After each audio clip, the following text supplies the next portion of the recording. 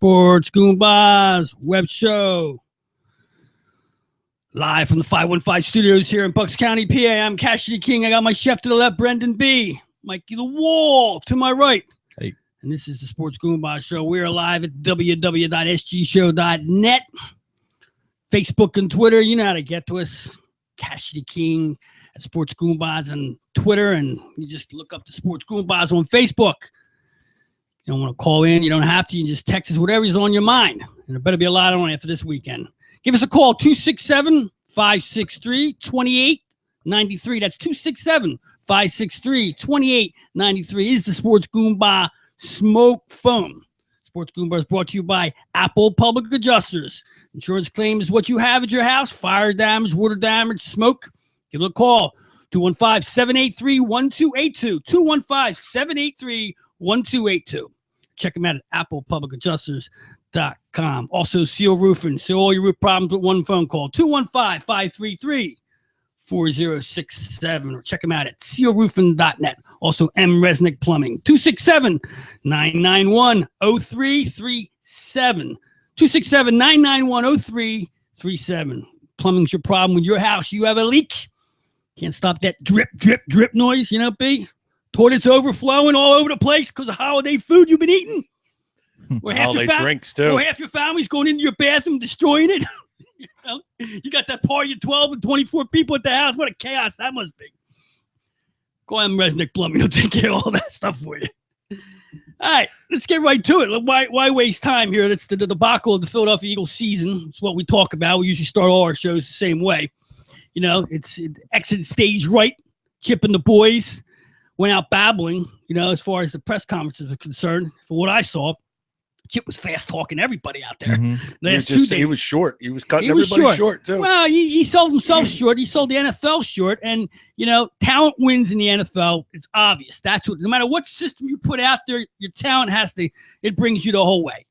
And quite frankly, you know, they didn't have the talent on the defense. And at the end of the day, it's what killed them the most. Oh, absolutely. You excuse me. You look at their season and you saw, and I'm not giving him credit. I mean, he had a pretty good system and it got him to where they were. But when you look at the flaws and the smarter teams were able to exploit those flaws, even the Giants I know they walk away with a win with that game, but you saw Eli Manning's throwing the ball for 53, 55 times that game, trying to exploit the fact that everybody knows that secondary sucks. So, I mean, I'm looking. I have a glimmer of hope because I look at some moves and not really big major ones. I hear people screaming out, what's the name, Revis? Yeah. I don't want Revis. I don't want somebody at the twilight of their career. You're gonna have the same freaking problem you had before. Revis is 10 times better than anybody in that defensive backfield. Yeah, but and one slip away from being whatever. But go get somebody that's an average safety, and it's 100% improvement from what you got this year. And maybe it's a 12 win season, and you're looking at a bye or something along those lines. Because, and another thing we've been hearing a lot is, you know, the whole quarterback situation. The boy's 12-3. Nick is 12-3 as a starter. Yeah. Okay, so he can play. We know he can play when he's healthy. In order for them to get the quarterback that everybody talks about, once again, everybody talking about the quarterback. Yeah. Mariotti's not coming here. No. Either is the other clown. They're not coming. And you know what? I hate first-round draft pick quarterbacks. In this league, it's proven that the first-round drafted quarterback, they don't make it that much in this league. Far and few between. And the ones that have made have been here forever. So they got so many spots to address. And I think they got to spend a lot of money next year. And if they don't spend the money, they don't get the free agents in the defensive backfield, forget about it. Well, that's what they have to do. Because if they don't, they have to retool this whole team. Because you can't go drafting a quarterback. And the smart move would be to draft a quarterback in the 5th round from some school that runs this offense. Yeah, exactly. And groom a quarterback to be like a Russell Wilson or you know, or even Brady. And when I say Brady, because Brady wasn't a first-round draft pick, but became something. Yeah, the Wilsons and the Bradys, that's not a common thing. Well, either is the first-round quarterback. The first-round quarterback is 10 times more likely to be a star than the guys you drafted at the end of the draft. But I'll take Easily. somebody. Wait a second. I'll Easily. take somebody in the Easily. third round. Let's look at that. The first round. You think the first round quarterback? Easily. Let's look at the NFL right Brady now. wasn't first round. Not Yeah, first I'm aware. round. You're looking at the two Mannings, and one of them is lucky as can be. And you look at the two Mannings. You look at Was it Eli? Well, I thought Eli was. They're both first overall. both first overall. Yeah. Oh, okay. But and then after I get Eli, what am I going to? Rodgers. Rodgers, right? Third Yeah. round. Rodgers, yeah. First. Was he first round? Yeah. Rodgers was first round. He was a first I'm not rounder. aware of that. Okay. Yeah. Okay. Well. I thought he was Okay. later. Andrew Luck. Okay. All Well, right. well, you got four there. You're at four. Four. At what? Out of how many 40. teams? Okay. Out of but- 40 and- quarterbacks, because let's. Well, I could keep Cool. going, but I stopped it there. I don't believe Drew Brees is first round. Drew Brees was the first pick of the second round. I thought- So, okay. so he was a 33rd overall Yeah, pick. well, you see what the point is. You look at the star quarterbacks now that are in the league, the ones that are coming up, and they're not all first round. I didn't say they all had to be, Right. but you're more likely to be a star if you're drafted in the first round. Because how many I could rattle off 40 fifth and sixth round quarterbacks you've never heard of. I can remember that McNabb year where he came out. What was he, second pick, and all those other quarterbacks? He was third. Pick, and all Yeah. those quarterbacks. That was the year of the quarterbacks. They were Couch, Achilles Smith, yeah, everybody. McNabb, The guy who played for the Vikings. What was his name? Culpepper, Cade McNown. And Culpepper's the only one who really lasted. Yeah. 10 years, I think, at that. He had a solid career for what he Yeah, had. he bounced around all over the place as I the like- Raiders. Yeah, I like what you said. Give me somebody in the third, fourth, or fifth round that I'm not going to expect anything from, and there's no pressure.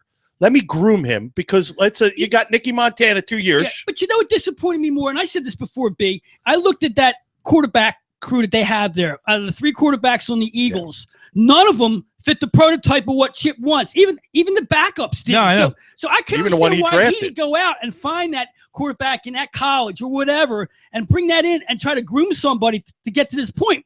It didn't make sense to me that he had Foles, then he had Sanchez and Barkley. None of them fit anything like he wants for his quarterback in his system. My point was that it's not that I would rather us go out and get a first round quarterback, but it's just obviously more likely a first rounder is going to succeed than say a sixth rounder. But let's just look at this past draft.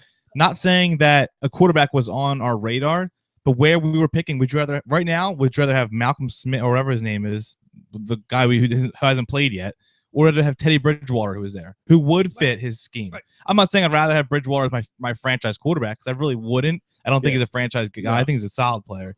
But for that pick, yeah, I'd much rather have Teddy Bridgewater than the guy who never even that's understandable. But when you're in a draft to it, first of all, this is what they have to do. They're not getting their quarterback. They're not getting their quarterback for the next 4 years. Yeah. If Foles is not the guy, either they get a free agent or that quarterback's not coming out. This team is never going to be bad enough to get that type of pick.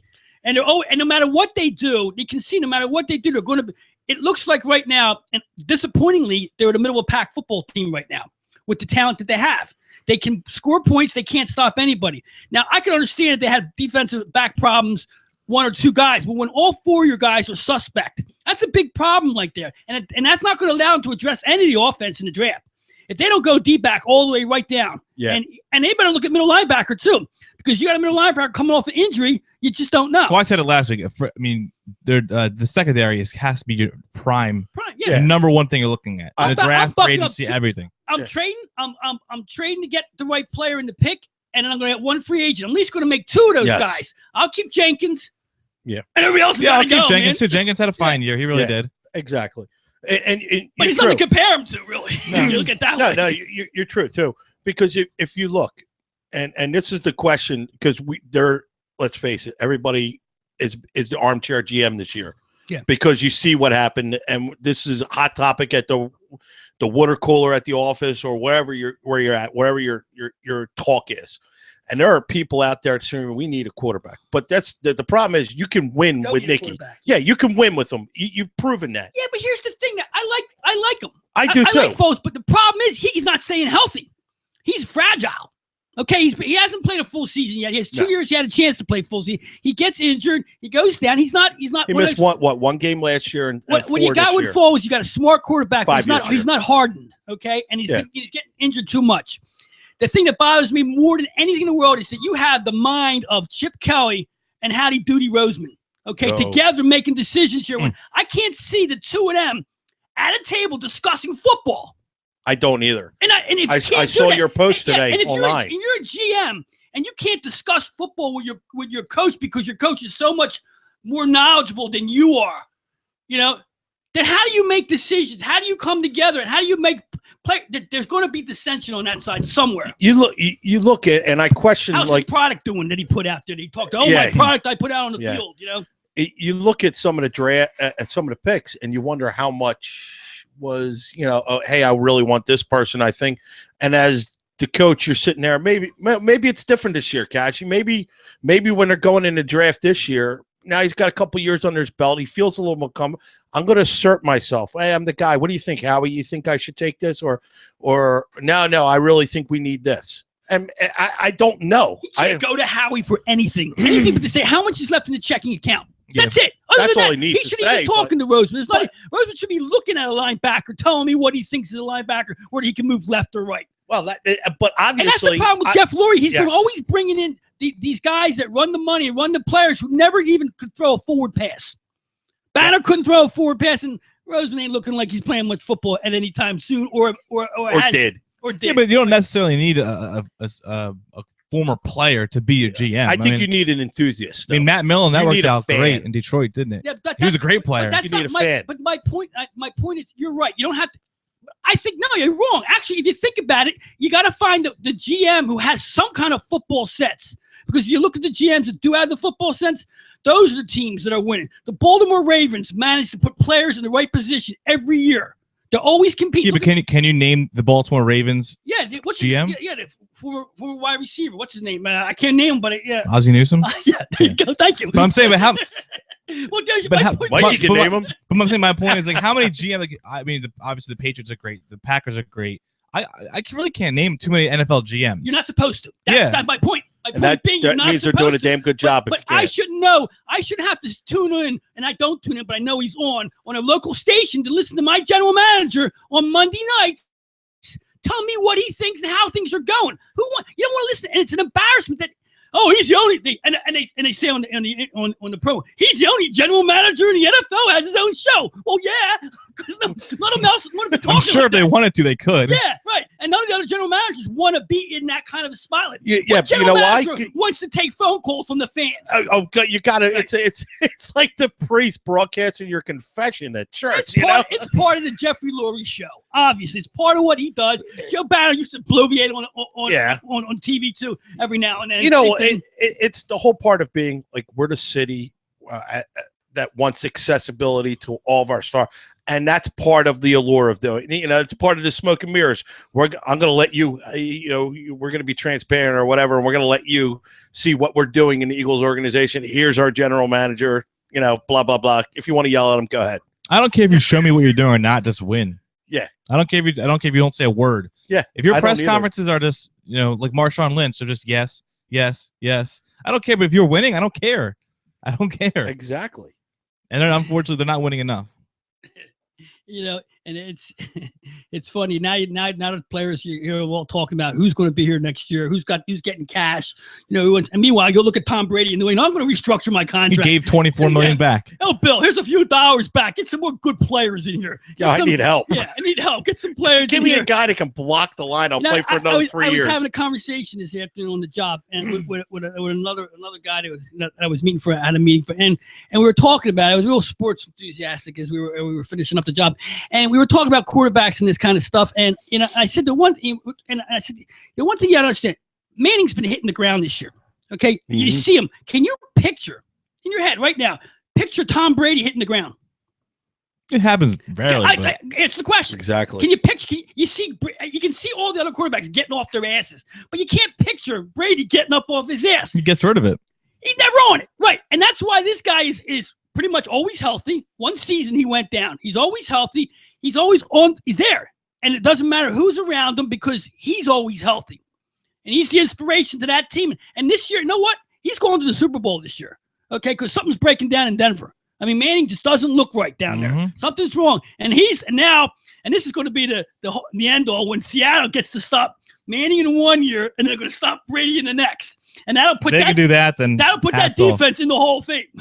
You stop two. You stop maybe 4 and 5 of the 5 best quarterbacks ever. I think they're higher than that, but that's just me. Well, no, because 2 of the top 5. We'll say that. Yeah. Definitely. All right, top 5 right now. Boom. Write it down. In no order. I still think Marino, obviously. Okay. Montana. No, he's king. He's king. He's the king in the court. And then you It's tough in between. The top to me, it's if I court, it depends. It's really tough to do that. And I don't want to get off the tangent of this, but it's the era of football you got to go with. Some people would say they would put Johnny Unitas in their backfield before anybody, as far as quarterbacks concerned. I mean, you go down into nowadays, yeah. I go back into the years. If you go in the start of the Super Bowl years, back in them days, I mean, to me, like Montana was the best of the best. Mm-hmm. I mean, you look at stats wise. That's where Marino gets chopped out because he's a stats quarterback. Didn't win nothing. So he's a stat quarterback. Yeah, I know, but he throws for touchdowns, but doesn't get his team. If you look at the quarterbacks now, and I say Brady, Manning, and Rodgers, like I always say, Brady, the beginning of the year, who's the teams that are high on the odds of winning the Super Bowl? Those the are ones the best who have those quarterbacks. Yeah. Yep. The problem with the Miami Dolphins back then, they weren't ranked to go to Super Bowls with Marino as their quarterback. You can't do it alone in NFL. That's the one sport you can, and that baseball you can't do it alone. But you can get there real easier with a good quarterback. See, the problem is he didn't pull his team with him. He's just a stat quarterback. That's nothing I can say. He made his wide receivers great, and he really did. And Marino was the best at that. But for some reason, in them playoffs, he couldn't get it done. And the one time he did get it done was his rookie year, one and done for him. So if you put him in the top 5 quarterbacks stat wise, he's number 1. Yeah. Well, not really number 1, but he was He's number up 1. there. Yeah. He's getting chopped off. That's why other than those two, and then the 2 active guys. My 5 would either be like an Elway or Always underrated. Every or Favre, something like that. Favre I can't put up there because he threw too many picks. Yeah. Okay. And He hung around too long. Yeah. Came back too many times. Yeah, that's that's another thing. He busted up his stats. It'd be like a baseball. Elway, I think, is very under, and he's just so knowledgeable. Mm-hmm. He's just an all around. That's a football GM. I think he's director of play. I don't know what exactly he's You called. know what he is? He runs the whole goddamn show. Yeah, over and there. he's a guy who can do it. Yeah, he can play and he has the mind. Right. Yeah. To me, quarterbacks, and people always disagree with me with Roger Staubach, but to me, the years of the 70s, the way he played football, the way he made that team, the years he played for. So Staubach would be one of my tops. I mean, people. Stat wise, he wasn't there. Won a couple Super Bowls, was in 3 or 4 of them actually. So he has the rings and the stats to go with it. But basically going back to the top, I mean, to me, I can't take anything away from Brady. I just can't. What I've seen in the last 14 years. I mean, how could you?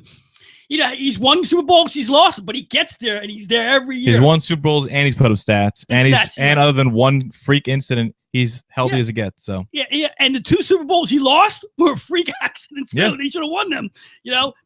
He should legitimately have 5 Super Bowl rings. He should be second to Montana there.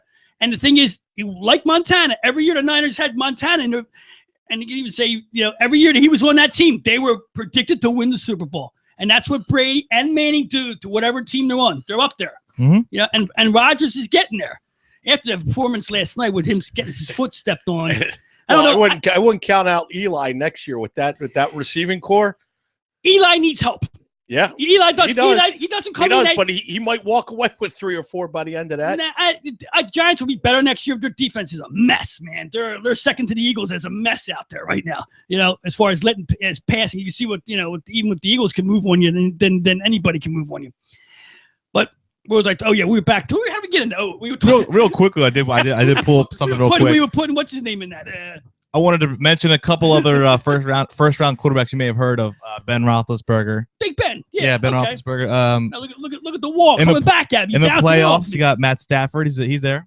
He's disappointing, man. He is disappointing, but he's in the playoffs. Cam Newton is in the playoffs. He doesn't deserve it. Come on, man. He doesn't deserve it, but he's there. That's just not right. I can't believe you said. And who should have been there is Carson Palmer, also first round pick. Yeah.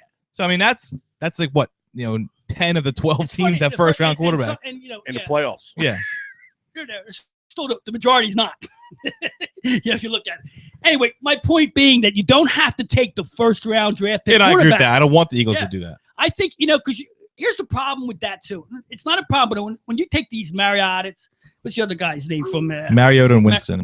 You take these guys out, just like Manziel, and who was overrated. But you take these kind of quarterbacks out into this climate, you become a superstar before you get a chance to do anything. And that's distraction. that the second, third, fourth, and fifth round quarterbacks don't see and can pay attention. Like Nick Foles. Wasn't a star coming out there. No one knew who he was. What he had to do to make his bones, he had to become good. He just didn't get that good status put on him. It's the same thing that happened with it's like Tony Romo getting a star. He came, they just put him right in there. And I rip on Tony Romo, but he actually was a first round pick. No, he was one of those quarterbacks that came out. Tony Romo's problem is, one, we can't stand him. Two, he's with the wrong freaking team. If he had a decent coach, a quarterback's coach, not just some puppet clown that's listening to the guy upstairs, Romo could have a couple Super Bowls behind him. He had no toolage. But that's my point. If you're going to bring a quarterback into this league now, you got to bring him in and groom him. Just forget the superstars. They're nothing but wasted cash in this climate. And if you look at the ones that are coming in, what was Tim Tebow? What was he drafted? Like fourth? First round. He was first round. Yeah. Tebow was drafted first round? Absolutely, yeah. It was Heisman Trophy winner, 26th, right? Something like that. Won Heisman, right? 25th overall. At the very end. Okay, well, it wasn't one of the top 10. No, it was top. Look at that bust, man. There's enough. Well, that's what I think. That's it, with Chip's offense. That's what he needs to do. Go find that quarterback. And I'm surprised that there's not one of those types on this team now. There probably is some options in next year's draft down the line. Something that's not on our radar, and who knows? Maybe he's got his eye on something. Maybe he doesn't. But I'm not terribly upset. I want to see them draft somebody late in the rounds. But please, please, please, go ahead, sign a free agent in the secondary. Draft like 2 or 3 secondary, middle linebacker, whatever.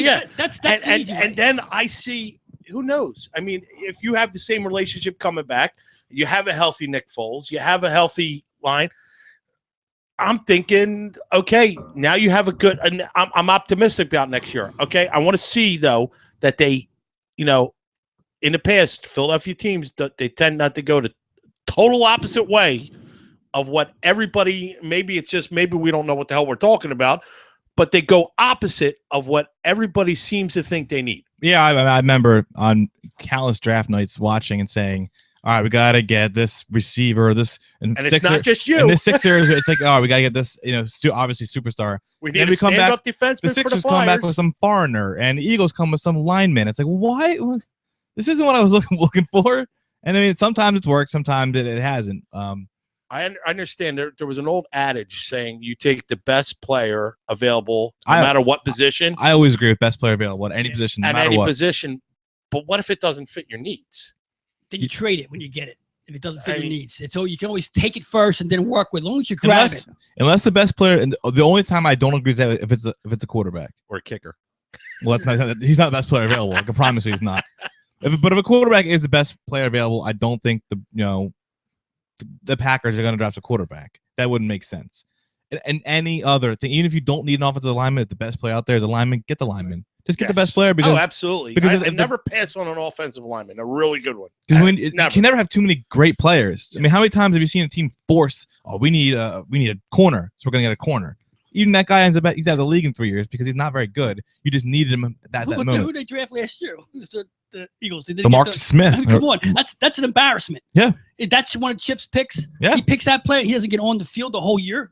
I mean, come on, that's ridiculous. I mean, it's easy. Somebody has to stand up and say that was my pick. Somebody has to take. Somebody has to be held accountable, and I don't mean held accountable like you need to be fired from your job, but somebody needs to say that was my call. My bad, and I blew it. That was my call because somebody had to make that call. I'm not interested. I'm interested. What are you gonna do now? I don't care. Yesterday was yesterday. The season's over. They're out of the play. Who cares who did what? The accountability should be made by who has a job next year and who doesn't. That's where it goes. That's what sports is what have you done for me lately? Especially when you talk about coaches. I mean, who got fired? Yes. Well, first of all, I'll talk about my boy Rex Ryan. I mean, at 26 and 38, the New York crowd was screaming for this guy's head. Now they've taken his head. They're like, well, Rex it's like the reverse. All of a sudden they're feeling like a funeral for this guy. I mean, they keep going back to those 2 Sanchez NFL championship losses and saying, well, I got us the championship game. I'm thinking to myself, okay, it takes 2 wins and sometimes 1 to get to a championship game in the NFL.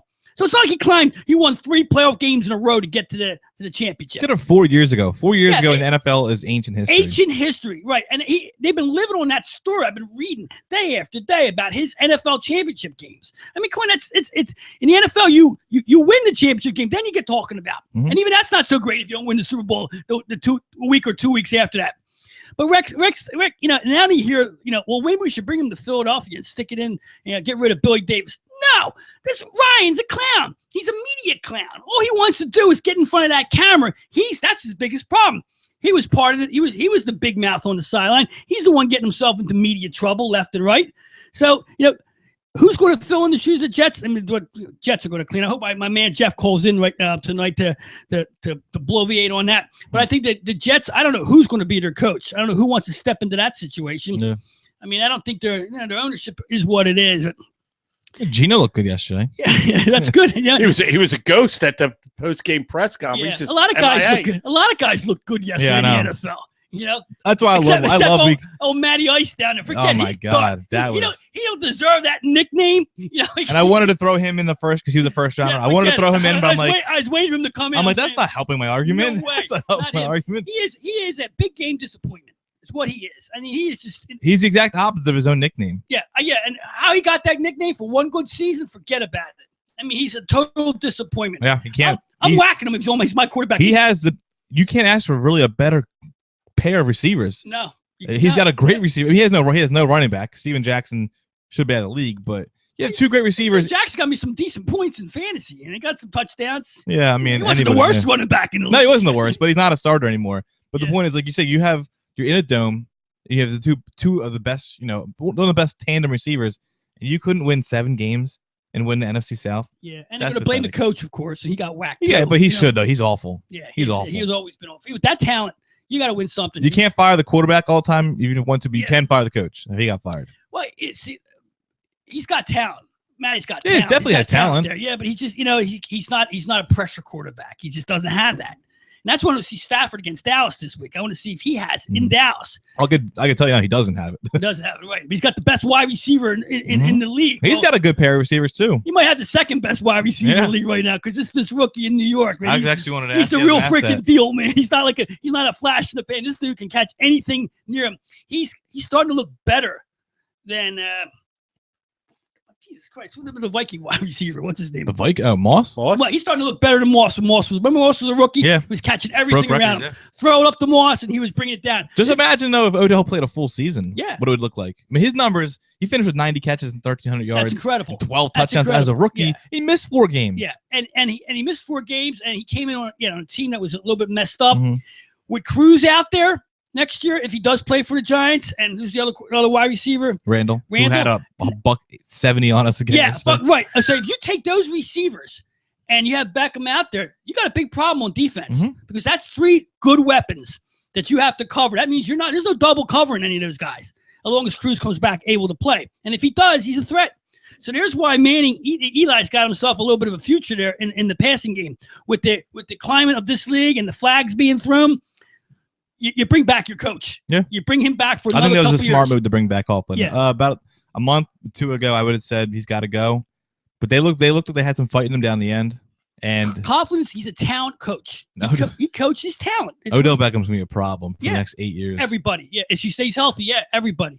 He's like lanky, man. His body's, And that catch yesterday, it was pretty good. It wasn't like the spectacular one. I still say that's not the best catch yet. I still say the catch here that's going was Gronkowski's catch with the busted arm down the middle of the field 4 weeks ago from Brady. It was the same day as the Beckham catch. I don't remember that. Yeah, you go back and look. It was unbelievable. His arms in a cast.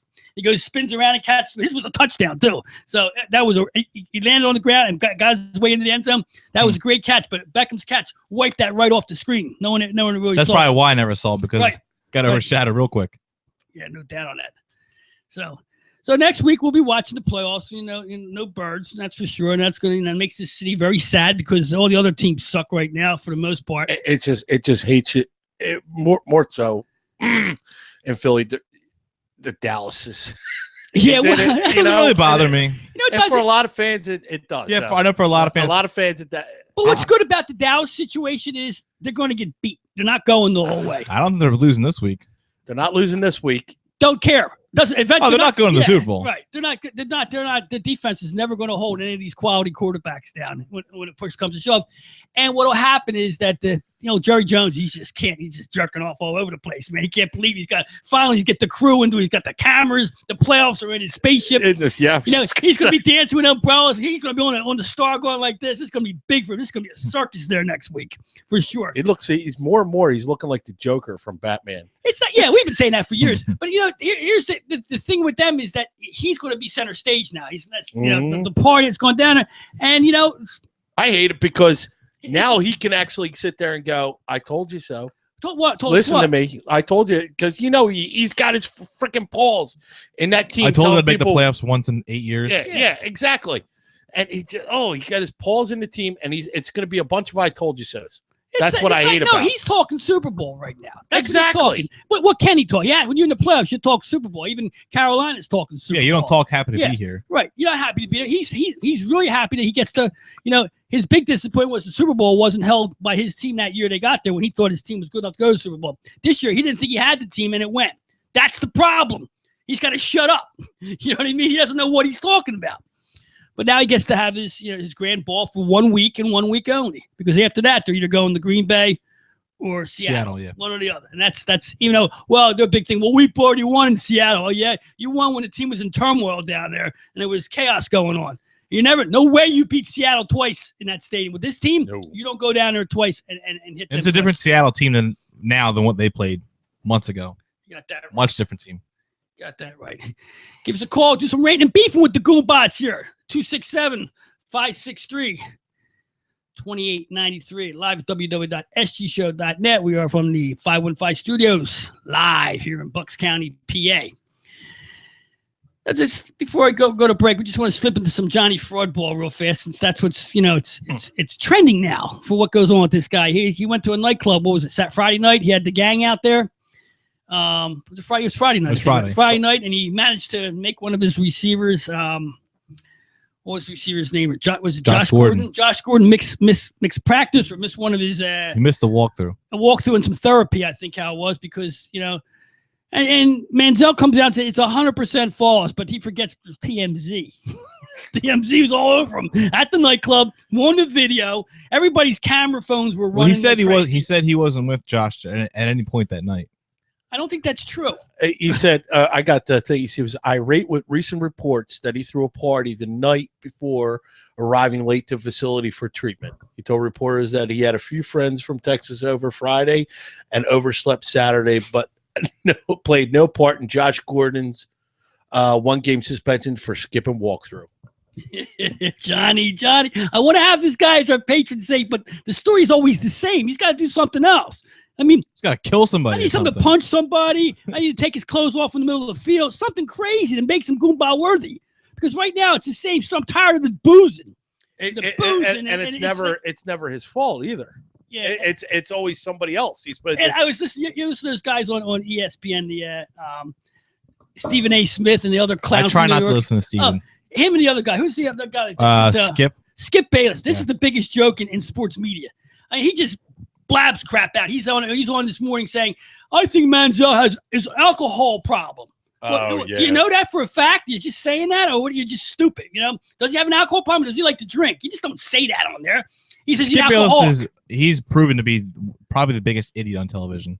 And A. Smith's the second biggest idiot. Yeah, for the most part. Philadelphia's own. When Stephen A. was just basketball talking, that kind of back in the day, I didn't even know he branched off to other sports. No, he doesn't know anything about other sports. He just ESPN in the morning, something to give them something other than to do. Or that's like a 12 o'clock show or something like that. Yeah, that's early. I'm not even sure when that goes on.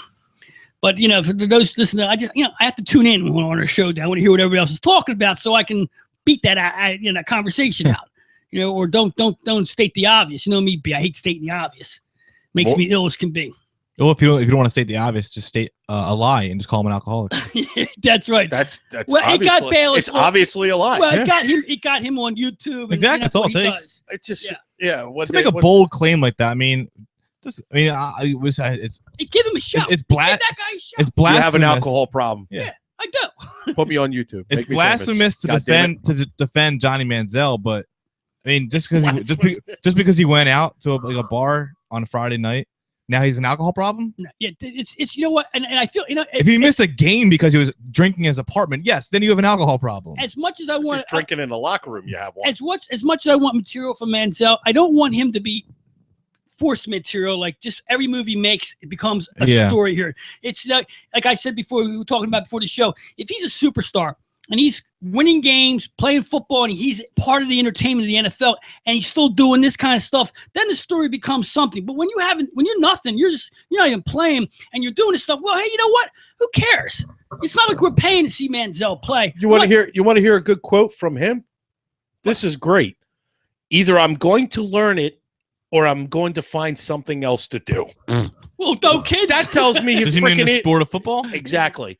That tells me you're an idiot right then and there. And, you know. He doesn't respect the game. Exactly. Bottom line. He doesn't respect the situation he's in. Well, he doesn't respect NFL football. He thinks because he was a college star that this stuff is the red carpet's rolled out. Everybody, Chip Kelly, anybody who comes to the NFL thinking there is something for what they did in college, not in this league. This is the NFL. This is one of the most powerful organizations in the world. Let's face it. And if you come into this league, if you have something on the NFL, if you're running an offense, if you're doing something, there's a group of guys in a room somewhere, locked in a room, we're getting paid a ton of cash to figure you out, who don't even throw football. So just computer analysts trying to figure out systems and things you're doing and come back to the coaches. This is what he's doing. You're nothing more than an algorithm to them. That's it. And that's it. That's because of money that's involved in this thing. You know, and that's why Chip has got to contort to the NFL. He's got to slow this offense down because I like what Rodgers did last night. He sped it up. He slowed it down. He went to no offense, no huddle, then came in back. Huddled. He went 4 or 5 plays. The problem with Chip's 4 or 5 plays straight ahead, then pulled back, huddled. And that's the way you do it. That's a hurry-up offense. Just banging this out like he's doing and beating up your defense. It's not going to work. I don't necessarily see. I'm going to have to wait to evaluate that because the way I thought about that, and initially I agreed with you. And then I thought, well, he doesn't have anybody in the secondary who could slow down the game and get them to 3 and outs. It didn't happen. That's got nothing to do with it, Big. If you're talking, okay, they make 2 more plays and per game, it's not a football thing. What it is when you're in college and you're running up these hurry up offenses like he's doing, you're dealing with college players, college defense, college offense. Half the players, 3/4 of the players, or all of them are not going to the NFL. And you can wear these guys out and expect that. You come to the NFL and you run $1 million players like that, over and over again. You wear them down. They're worried about their futures.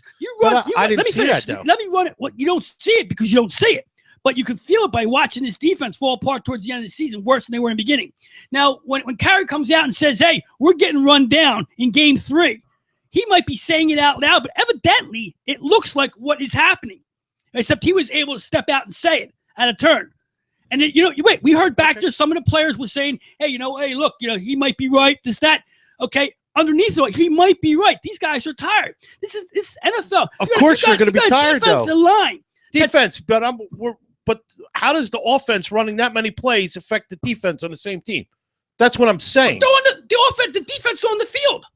You run 3 plays and out, the defense on the field. But I'm saying if you score on 3 plays like they do, the defense is back on the field. But I'm saying the defense, if they could make them to get the 3 and outs, you didn't see how many times did somebody come on the field for the Eagles and run 15 plays? Was it twice yesterday? For a scoring drive against the Eagles because the Eagles couldn't stop them. If they stop them, it's a different story. The defense, the offense is on the field. Is what I'm saying. But the majority of the time, it's not like that. You're looking at yesterday, but the majority of the Eagles, and it's documented how much offensive time they're on the field. They're number 1 in the league in not being on the field, or 30th in actual plays run. 32. The thing is, what I'm telling to you, it's not a football thing. It's a personal thing with the players themselves being able to stay in there like that. You can't have your defensive line on the field the whole game. Whether they're stopping the other team or not, if it gets later in the game, they're not able to stop the other team because you're tired.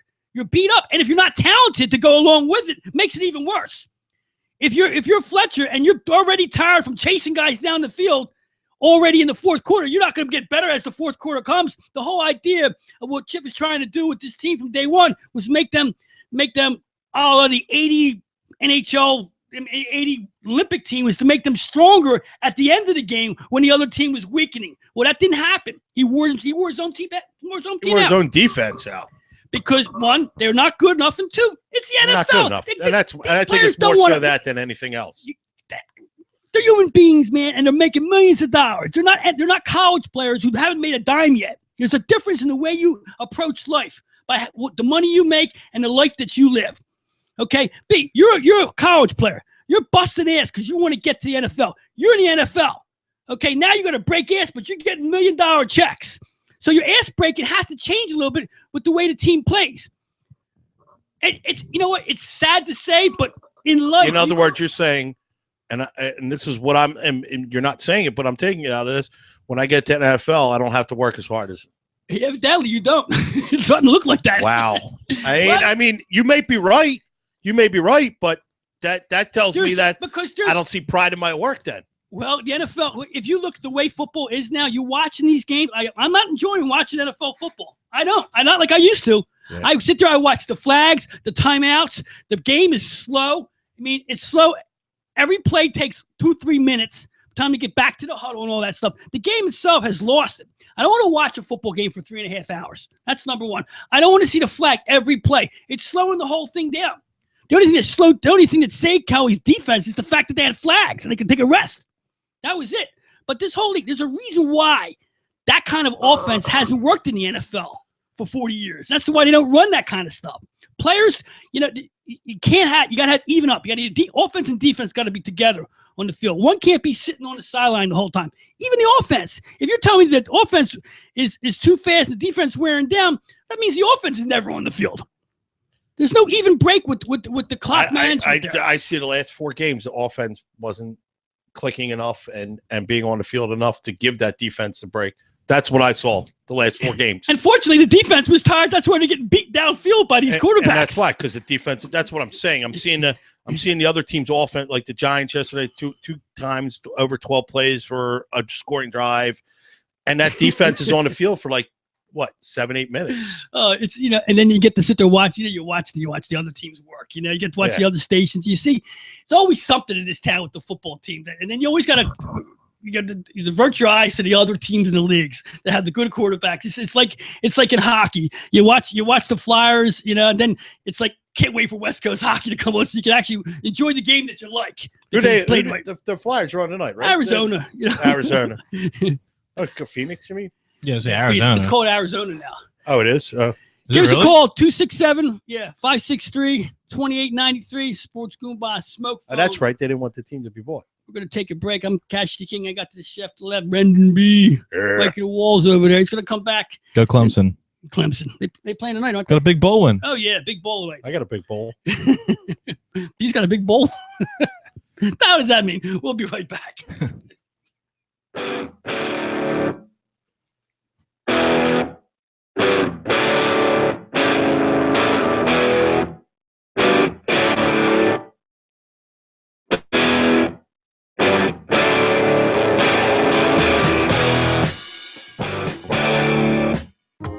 Hey, it's Pat out of the Sports Goombahs Show. Let me tell you all about our friend Larry Gilman and his company, Larry Gilman Direct. When you need apparel for your business, he is the solution. T-shirts, staff shirts, jackets, hats, banners, and custom welcome mats, and much more. Check out LarryGilman.biz or call 267-908-38. This out. Larry can set you up to accept credit cards for your company with no equipment charge. That's LarryGilman.biz or call 267-908-3863. When you need a good roof over your head, call Seal Roofing. They've been keeping folks warm and dry for many years now and are proud of their work. Seal Roofing and Contracting does it all, whether you need simple repairs before the next big rainy season or a whole new roof. Maybe you need new siding or windows. You can be certain that when you hire Seal Roofing, you're hiring the best. Available 7 days a week with 24-hour emergency service and free estimates. Call 215-533-4066. That's 215-533-4066 or visit sealroofing.net. Stop paying your bookie each week and start collecting. They have the best handicappers in the world, all in one place. And their only job is to win you money. Check Jeff Brandy's and all the experts at trendbetting.com. Trend betting theory is simple. Trends dominate in sports, and you will win in the long run by following the dominant trend. You will lose in the long run if you buck the dominant trend. Simple enough. That's trendbetting.com. Hey, are you paying the piper again? You owe the guy? Busted by the book? Let's end that aggravation right now. BestSportsPicksToday.com. Best Sports Picks Today offers free picks from 50 of the best sports handicappers in America today. Daily selections from NFL, MLB, NBA, NHL, MMA, the ponies, and even golf action every day of the week. Best Sports Picks Today not only has few of the best handicappers working for them, we also have the best in the nation working with them. Get you high quality picks for free every day. BestSportsPicksToday.com. Check them out and start winning now.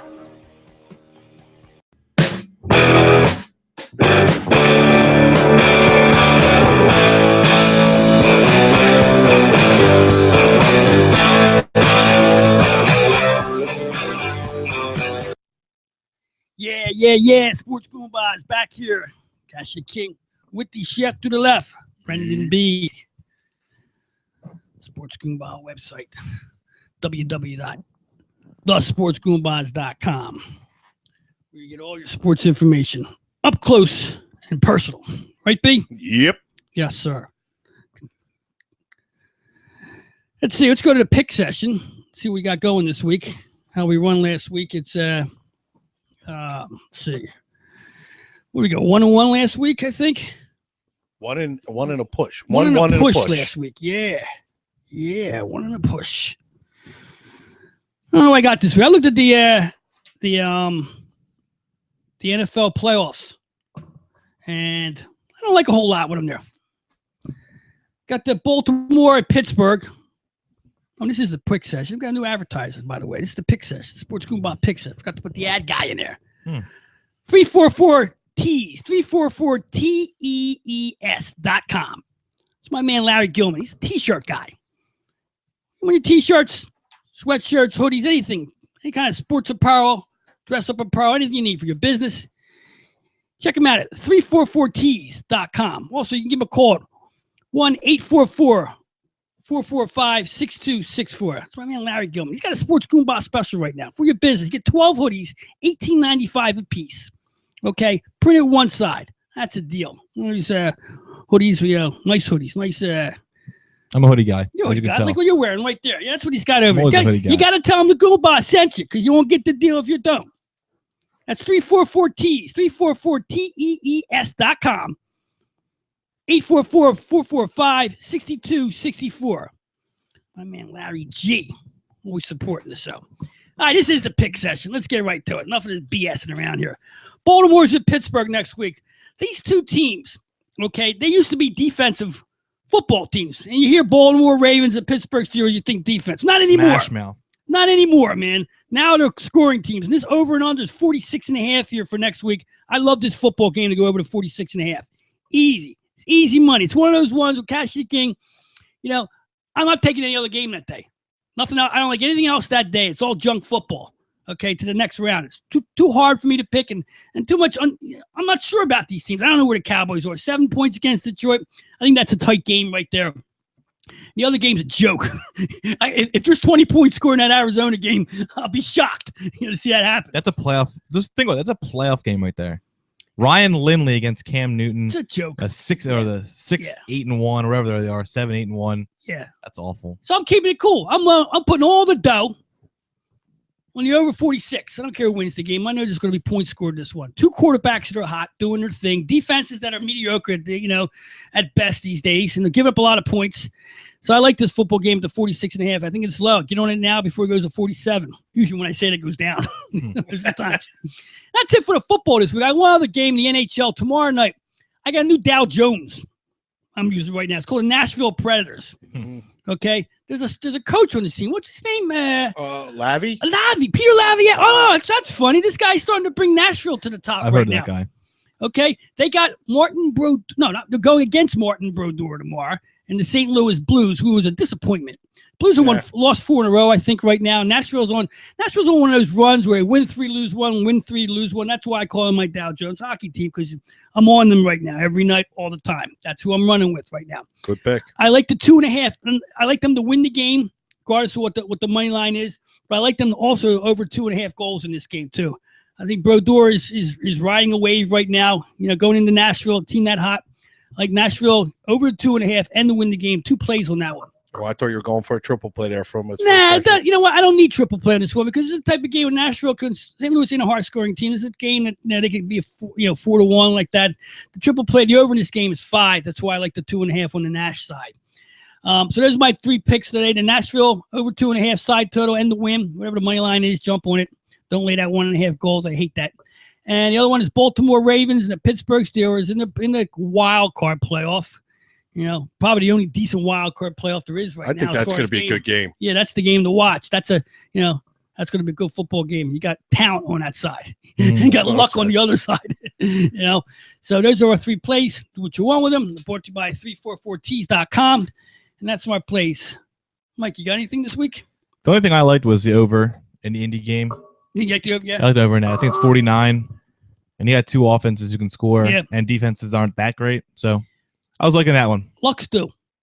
He's due for one of those, 4 or 5 touchdown games. Yep. One of those, he's been. And that defense and the fact that it's played indoors will help, obviously. He shit the bed last week, right? Last couple weeks. He hasn't been that great. He hasn't. But I would never say he shit the bed, but I mean, he's who he is. He got his team where it's supposed to be. For a quarterback. It's when you know there's really not that much to play for. They weren't going to get a bye. How long? He's been in the league for 3 years, right? 3 years, yeah. How many times has he been in the playoffs? 3 times. Okay, that's a quarterback. Yeah. Okay, he's now next year. The Indianapolis Colts will be one of those teams. But look at that division. Yeah, you can't not make the playoffs. Granted, the Texans came on at the end because they have the best football player in the league. He's like he got pulled from that division when they realigned. Mm-hmm. Then they did it for him. Yeah. They did it for Indy, so they have another team. They did it for Peyton. Yeah, they did it for Peyton. This way, they all 3 quarterbacks are in different divisions now, right? Mm-hmm. Yeah. Wow. So now they're all competing. That there's no 2 games a season. Now the rivalries are a big deal now because it's one and done each time until the playoffs come around. And for the next, Manny plays another year. Still, if he loses in the playoff this year and he's in with Denver next year, you're still going to be ranked up there when he's in there. As long as if your quarterback is Peyton Manning or your quarterback's Aaron Rodgers or Tom Brady, you're always going to be favored. You're always going to be expected to go. If you don't go to the playoffs, it's an awful year. Yeah. And I think Andrew Luck's getting to the point where not so much because he's as good as them, but because of his situation, he's expected to make the playoffs every single year now. Watching him play and what he's done with this Colt team since he took over for so-called Manning, and in them years, what he's done to this, he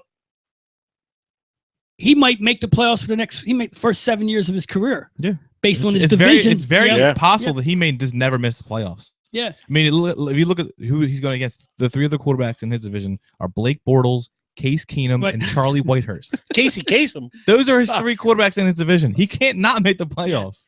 So we have to think. Forget them. Forget the fact that he's not making. He's good enough. He's getting better, and he's getting better fast. He's ahead of the guys. He's ahead of the boys. He's ahead of Manning right now when he came into the league. And Rodgers, all of them. He's ahead of everybody as a rookie coming in here, and he stepped up as a rookie.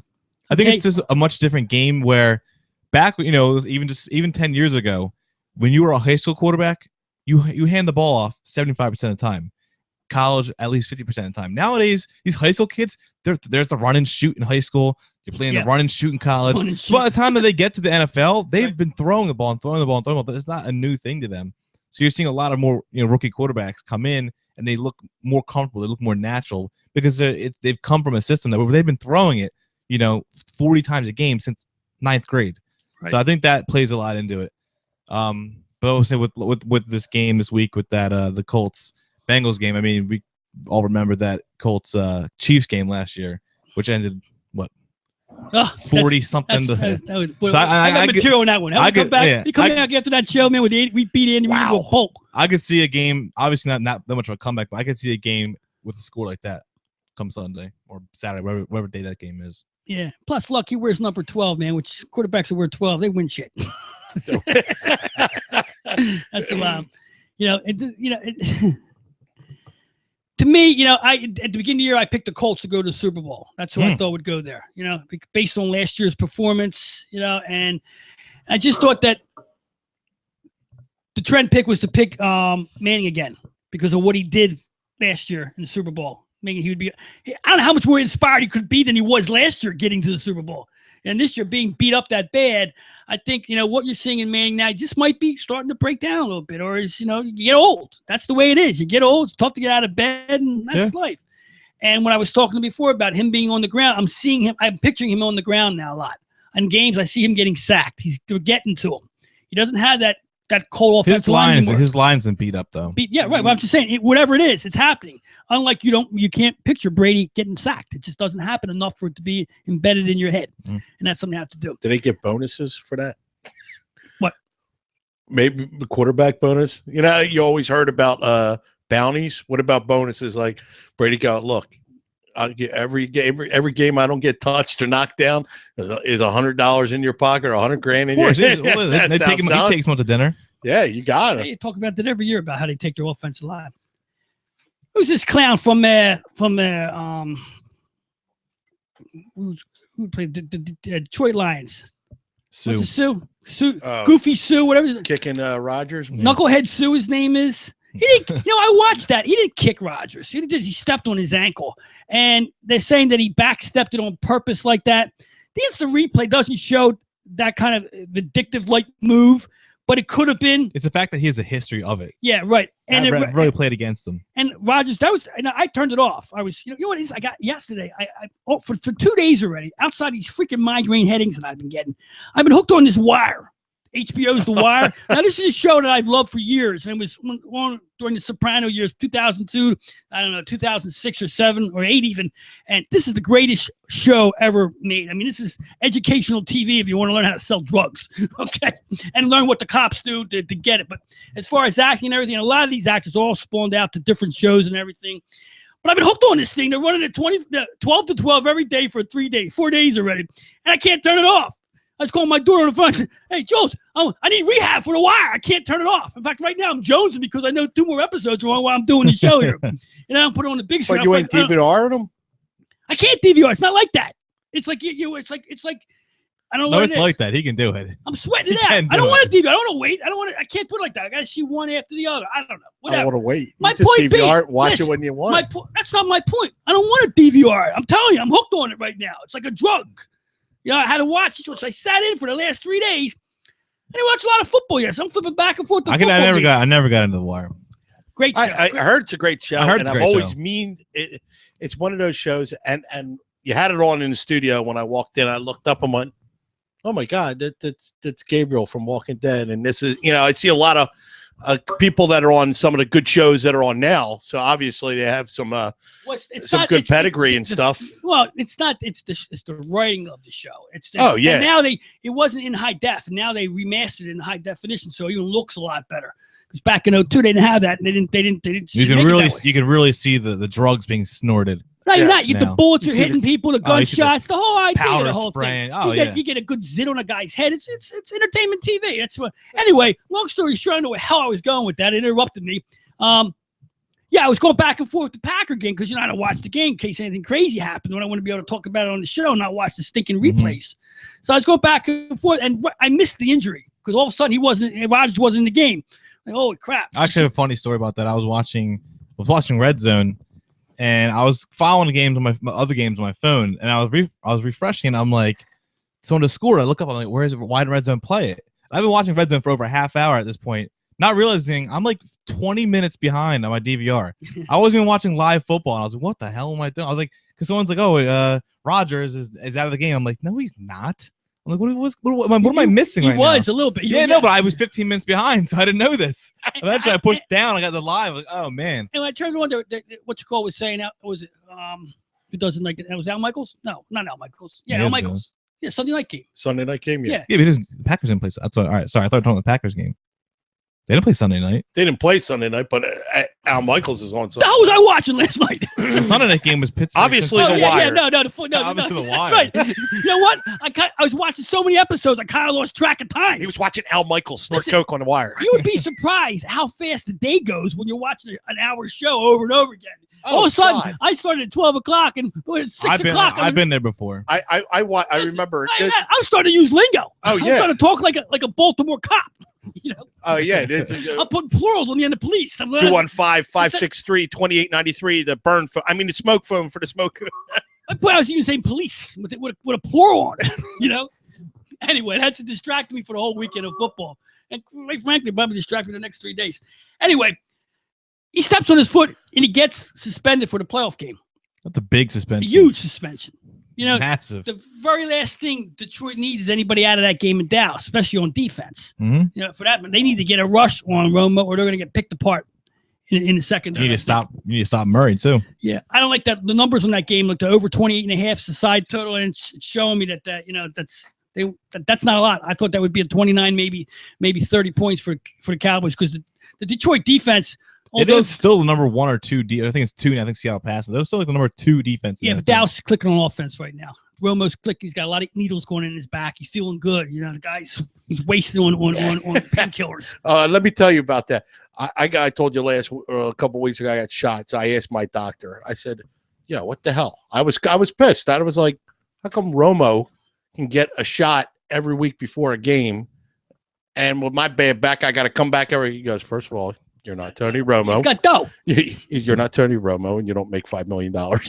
I said, all right. I think Romo makes more than that. All right, whatever. And I said, okay. He goes, he gets low doses just to get him through a couple hours, so they can, you know, it's the amount they give you in a certain amount of time. He explained it to me. I still don't like it, but I don't know. He was limping around. What did he step on the ankle? I mean, I thought it was a leg injury, but then I didn't see the replay till this morning. It was a calf. No, he stepped on his ankle. He was out with a calf injury, they said. So what? Yeah, it was the ankle. I don't even know one had to do with the other. I don't think at that time. Not even sure. But not a doctor. Be it as may, Rodgers been banged up a little bit this year and still playing. He came in, he's playing great. I mean, he's got the. And he gets a week to rest. So he's got fine. the read, man. And if he's not the MVP this year, I don't know who is. They're talking about Romo now. Watt? No, I'm not giving J.J. Watt the MVP. What did he do for that team? Were they in the playoffs? Yeah, by half of one game, they missed the playoffs. Well, that's a missed playoff. That doesn't matter. And without J.J. Watt, without Rodgers, Green Bay's not even a football team.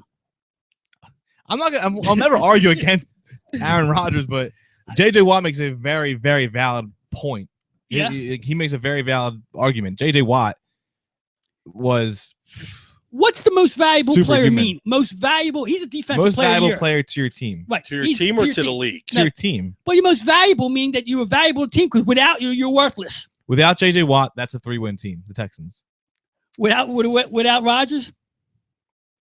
5-win team, maybe? 8? Nah. 5, 6. Nah, I don't think they don't that's get not it done. 5. So that offense is still that offense. But I don't think Romo's in the mix. No. I just don't think Romo's not in the mix. I mean, even if he was, Murray would take half his votes anyway. He's still a stat quarterback to me. He needs that. That's what until he hasn't. He can make an argument for Brady this year too. Yeah, well, quietly you can make an argument for that entire football team, because quietly they've become maybe the second best team in football right now. Exactly. I mean, you didn't hear shit, and all of a sudden you did hear shit. Well, you didn't. You didn't. They just won every week. No, the whole thing started game 3 when he had a bad game in game 3. They're all talking about the backup all of a sudden. He had a horrible first 5 weeks. Trust me, he was my quarterback in fantasy. I thought about benching him for Ryan Tannehill. Right, and that's how bad it got at one point. And they said, and they were talking. Who's the backup for the? I don't even know. Garoppolo. They were talking about bringing him in. I even talked about it here. They were talking about this is Brady's done. It's over for him. And what did I say, B? They pissed the Giant off. They pissed the sleeping Giant. The tipping point was after that Bengals game where they're embarrassed on national TV. Right. And Brady had like 100 yards and 3 picks. And he turned around, and I do believe he chewed out his team right on the field. It was the same week Rodgers came out and said, "Relax." It's the same thing. You pissed these two. The media pissed these two guys off, and that's the worst thing you can do. What's funny to think about is that as high as we built the Packers, they lost the Jets this year. Just think about that. Yeah, because that's ebb and flow the NFL, man. I know, but you just got that would be like the Jaguars beating the Patriots. It's just like that's incredible. That's incredible. There's a lot of teams in the NFL that if you lose to, it's disgusting. Yeah. You know what I mean? But that's just that's just the Eagles and Redskins. Yeah, well, that's a lost football game. They looked. I think it was really polite of the Redskins to give the Cowboys a nice practice before the playoffs. That's why I wear my D-Jack. You know, my my Ed Rendell G-Jack. I dug this out of the closet. You know, I got this 3 years ago or whatever. I figured I'd put this on because that's what everybody's saying the Eagles missed. Oh, we missed the Sean Jackson. That was the make and break of the year. Perhaps. On offense, it was. Maybe in retrospect, you look back at the wide receiving crew they would have had, the way the team needed to be defended. But that would just meant the Eagles would have had to score more and more points because the defense was letting up points. So it didn't really matter. I don't think you can blame the season on the offense. I think that's you can't put it on the offense. If that secondary plays half. Yeah, exactly. Half. If D'Amico Ryans doesn't tear his Achilles. Right. But the thing is, if I can think of 2 plays that if Fletcher turns around. If he turns around, if he just turns around, right. That you go into winning. You go into the end of the year with 12 wins. And the killer was the crux of this whole defense was 3rd and long. How they blew 3rd and long on the defense. They couldn't stop anybody 3rd and long. It's other teams knew at 3rd and long you had that middle open, and exploited it for the last 7 games they played. You know, D'Amico Ryans or not, they should never have. The killer was there was no. I don't think there was any. They didn't adjust. It's almost like they put the same defense after. They didn't adjust. They didn't double cover. They didn't give help to where help was needed. Regardless, I mean, what are you going to do? Not rush the quarterback and give you help in the secondary, or rush the quarterback and hope that you get them before they can get the pass off. That was the worst part because you saw. I mean, the front. That they got to push. They how many times did we see them in 3rd and long? The opposing team. We saw it not just like once. You saw it like 3 or 4 times a game at least. Right. And still like so. How many times were you sitting to watch the game thinking, all right, one stop, just one stop. And every time they get it, and it was like, and if they didn't get it, they got a flag because that's the worst part. All those 3rd and longs, I can think of 3 that were flags. On Head. I can't deal with because Head didn't turn around. I can't deal with a sport where every play you're hoping a flag doesn't come out. Every good play. You see, and then you look the top corner of the TV and that please don't be yellow. Please don't like that. But I'm just saying in general. In a sense, it's like the whole art of the team is that you don't want to. It's like you see a good run or first down or good catch. You're not even thinking about the catch. All you're doing is looking for that yellow flag coming out. That's what the league's become. You can't enjoy it. You can't enjoy the moment. And you hear the fans screaming, and then the flag comes out. Although the ref already decided he's going to throw it, it sounds like that he's being enticed, or he's looking at the big screen and stuff that he sees it. But it's got to change. I think that the year they had this year with the flag, they got to pull back not on the types of fouls. I mean, on the types of fouls they're calling.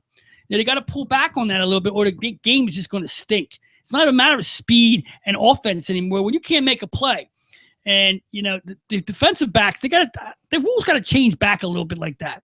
I mean, that 5-yard bump was always in play. They just never enforce it like it is.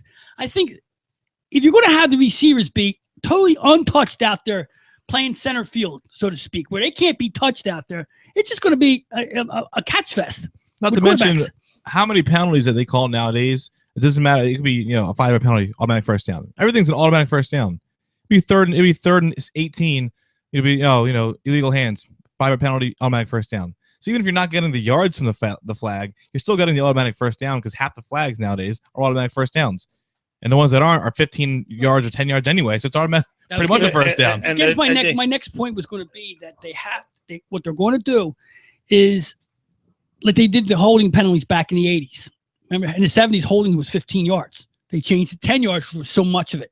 And you get called on every play. It's become ridiculous. They're going to have to change that now, too. I think that and they got to be careful how they do it. I mean, I don't think that all interference or a certain kind of defensive holding is going to have to be. It doesn't have to be a first down. Yes, make it 5 yards. Yeah. No, you can make it. You can. Well, you can't make it 10 yards in a first down. You got to keep it. Even if I would rather see it 5 yards in a first down instead of 15 yards in a first down, which is what it is now. It's double jeopardy now. The illegal hands is 5 yards. Yeah. But it's a first down. 5 yards in a first down. 5 yards and a first down. I hate that. Just make it 5 yards. Because half the time you can't do that because if you got a guy who's on a third down play and it's 3rd and 9 and he's got a short pass, he's going to take the penalty. It's got to be. I think it should be 5 yards from the point of the foul. And then, because that'll stop a guy from automatically trying to make a penalty. If he knows the penalty's only 5 yards and he's 3rd and 10 or 3rd and 9 and he's a short pass, he's going to make the hit or cause the interference because he knows he's only getting 5 yards. But also at the same point, that's what the receivers are doing. They're going to the point where they know they don't have to go any further. And I see a lot of incidental contact and a lot of plays. Example being, my biggest beef is you see a lot of plays that have nothing to do with the ball being thrown at them. It's holding instead of a pass interference because they can't call because the ball didn't go there. Still first down anyway. It's still, yeah. I think that's stupid. If the ball's not going there, and it's pretty obvious that he never even looks that way or whatever, and you got like, it's a stupid. Yeah, it drives me nuts. Then you can't start playing. You can't do penalties on a case by case basis because then then judgment comes in. You're absolutely right. Well, no, I was throwing to him, and no way. You can't do it. I mean, it's no way. That'll make the game you can't worse. do that. Yeah, that'll make it worse. What I'm talking about is decriminalizing some of the penalties.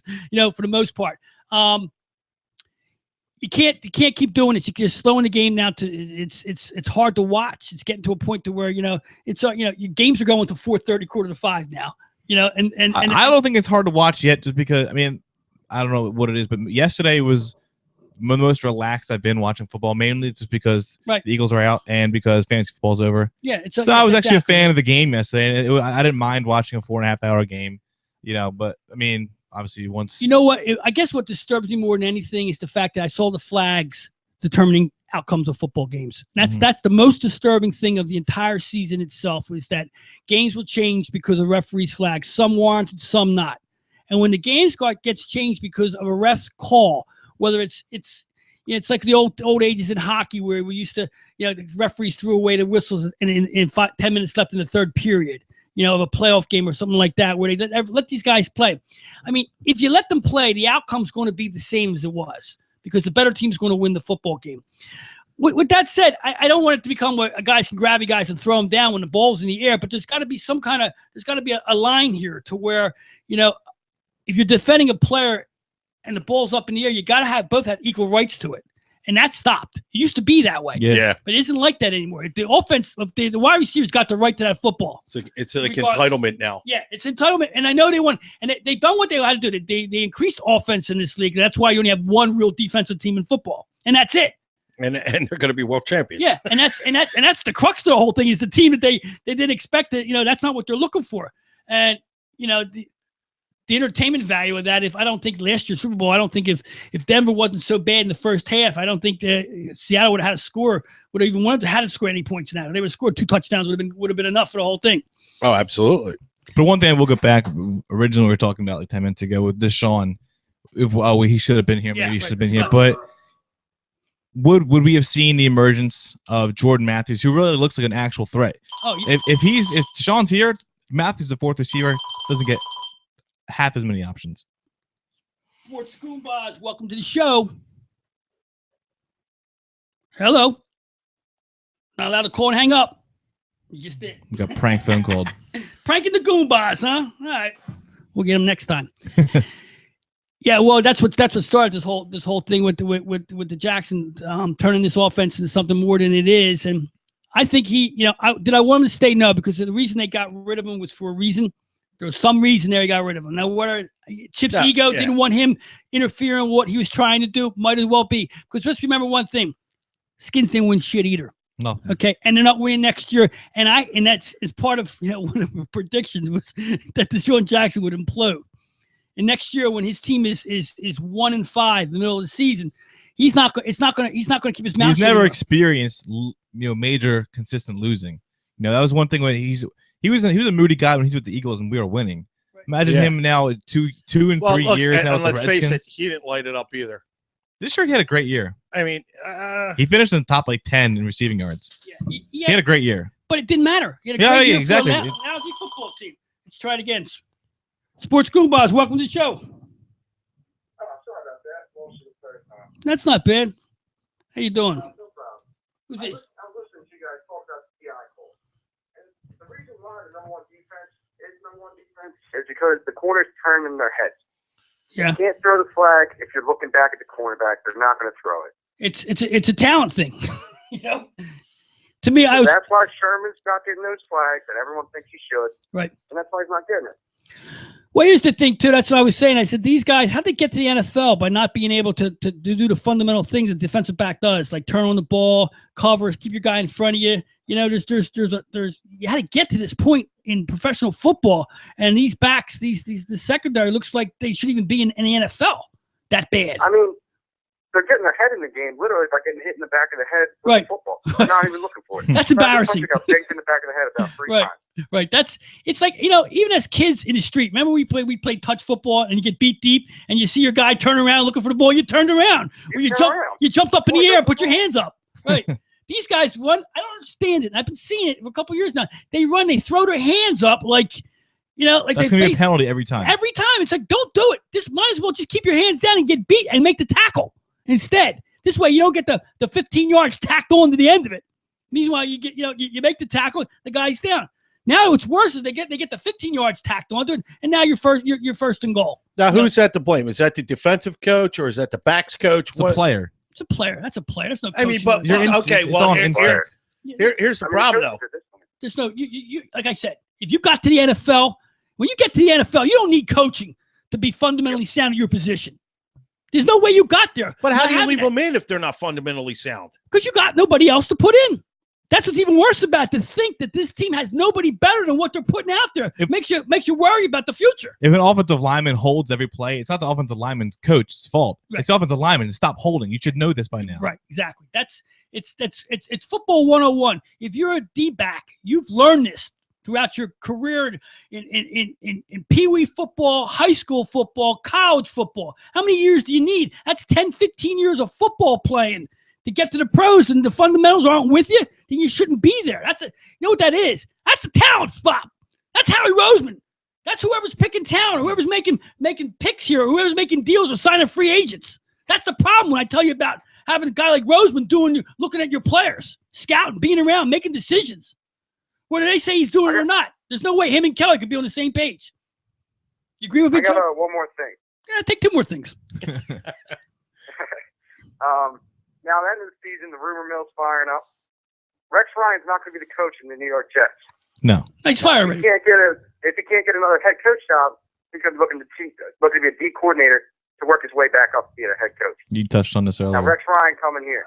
I touched on that earlier, and my point being is, number one, I don't want you can't have that personality on Chip's team. Because now, all of a sudden, and Rex, he's a media hound. He'll want them cameras at the end of the game, and there's no way that Rex gets his own press conference. That Rex gets the cameras. I think it will. No, I think it will, because the only time Chip gets truly stubborn is if you talk about his offense. Yeah, I understand, now, but Rex focuses on the defense. A lot of times, Chip just says defense is going to work itself out. These players are going to work themselves out. He really doesn't go that stubborn with it.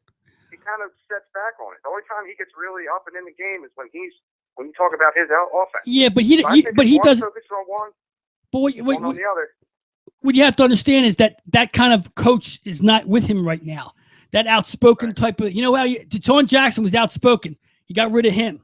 So if Rex is on is coaching his team and he has one of those games and he starts getting picked on by the media, and let's remember, Philadelphia's harsher than New York in the media world. Okay, they really are. Nothing's worse in this town when it comes to media and sports. New York can't even hold a candle to this. They don't, and they'll admit it too. They make fun of our media down here. We can actually send the guy out of town if we want to, and they've done it before. For the most part, they did to McNabb. They did to his dad, right? Yeah, right. But I see what he's probably a good defensive coordinator, but the problem with Rex now, he's had that taste of head coaching. And that changes a guy. And he's the limelight is, look what he did as the coach. He was doing stuff outside of football to get himself in the media.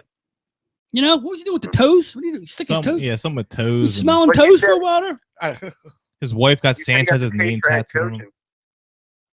Will he take a step back, prove himself to get back into the race? He's going to have to. If he needs to pay bills, he's going to have to do something. The only place I might see him going is Chicago just got rid of their coach.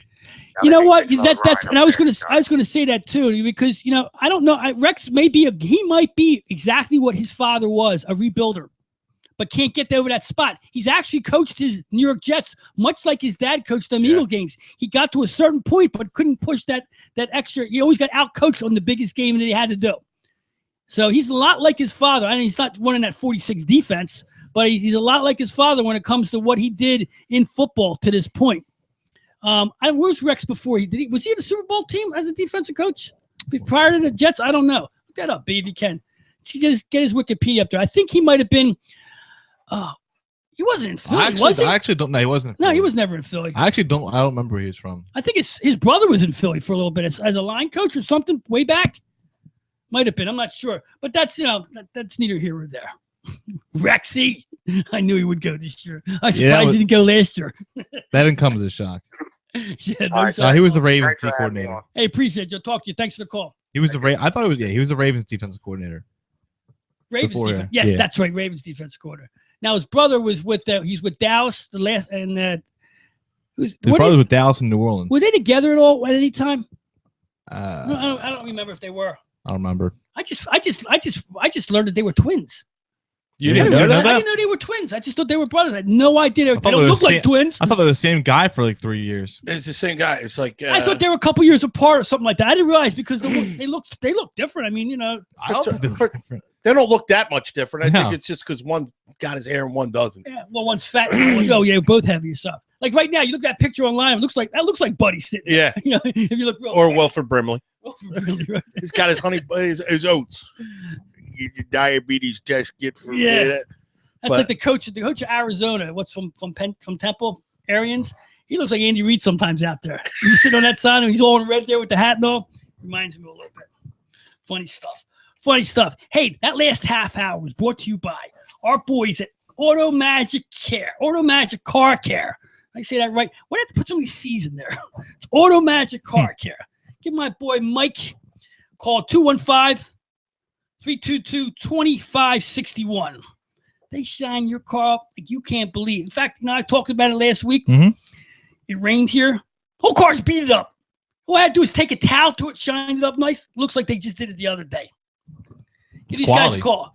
215-322-2561. That's Auto Magic Car Care. Check them out at automagiccarcare.com. All right. What else we got? If we got any more football to talk about, anything more chaos yesterday? We talked to Johnny Football.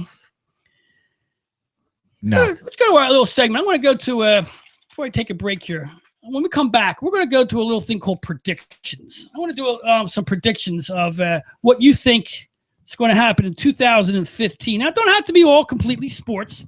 It can be stuff that's outside of sports if you want to.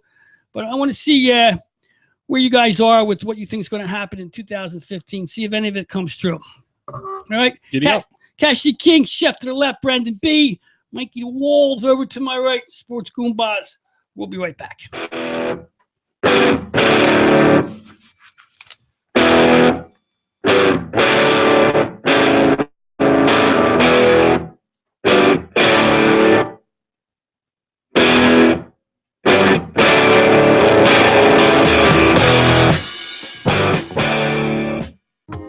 Hey, it's Pat out of the Sports Goombahs Show. Let me tell you all about our friend Larry Gilman and his company, Larry Gilman Direct. When you need apparel for your business, T-shirts, staff shirts, jackets, hats, banners, and custom welcome mats, and much more. Check out LarryGilman.biz or call 267-908-3863. Hey, and check this out. Larry can set you up to accept credit cards for your company with no equipment charge. That's LarryGilman.biz or call 267-908-3863. When you need a good roof over your head, call Seal Roofing. They've been keeping folks warm and dry for many years now and are proud of their work. Seal Roofing and Contracting does it all, whether you need simple repairs before the next big rainy season or a whole new roof. Maybe you need new siding or windows. You can be certain that when you hire Seal Roofing, you're hiring the best. Available 7 days a week with 24-hour emergency service and free estimates. Call 215-533-4066. That's 215-533-4066 or visit sealroofing.net. Stop paying your bookie each week and start collecting. They have the best handicappers in the world, all in one place. And their only job is to win you money. Check Jeff Brandy's and all the experts at trendbetting.com. Trend betting theory is simple. Trends dominate in sports, and you will win in the long run by following the dominant trend. You will lose in the long run if you buck the dominant trend. Simple enough. That's trendbetting.com. Hey, are you paying the piper again? You owe the guy? Busted by the book? Let's end that aggravation right now. BestSportsPicksToday.com. Best Sports Picks Today offers free picks from 50 of the best sports handicappers in America today. Daily selections from NFL, MLB, NBA, NHL, MMA, the ponies, and even golf action every day of the week. Best Sports Picks Today not only has few of the best handicappers working for them, we also have the best in the nation working with them. Get you high quality picks for free every day. BestSportsPicksToday.com. Check them out and start winning now.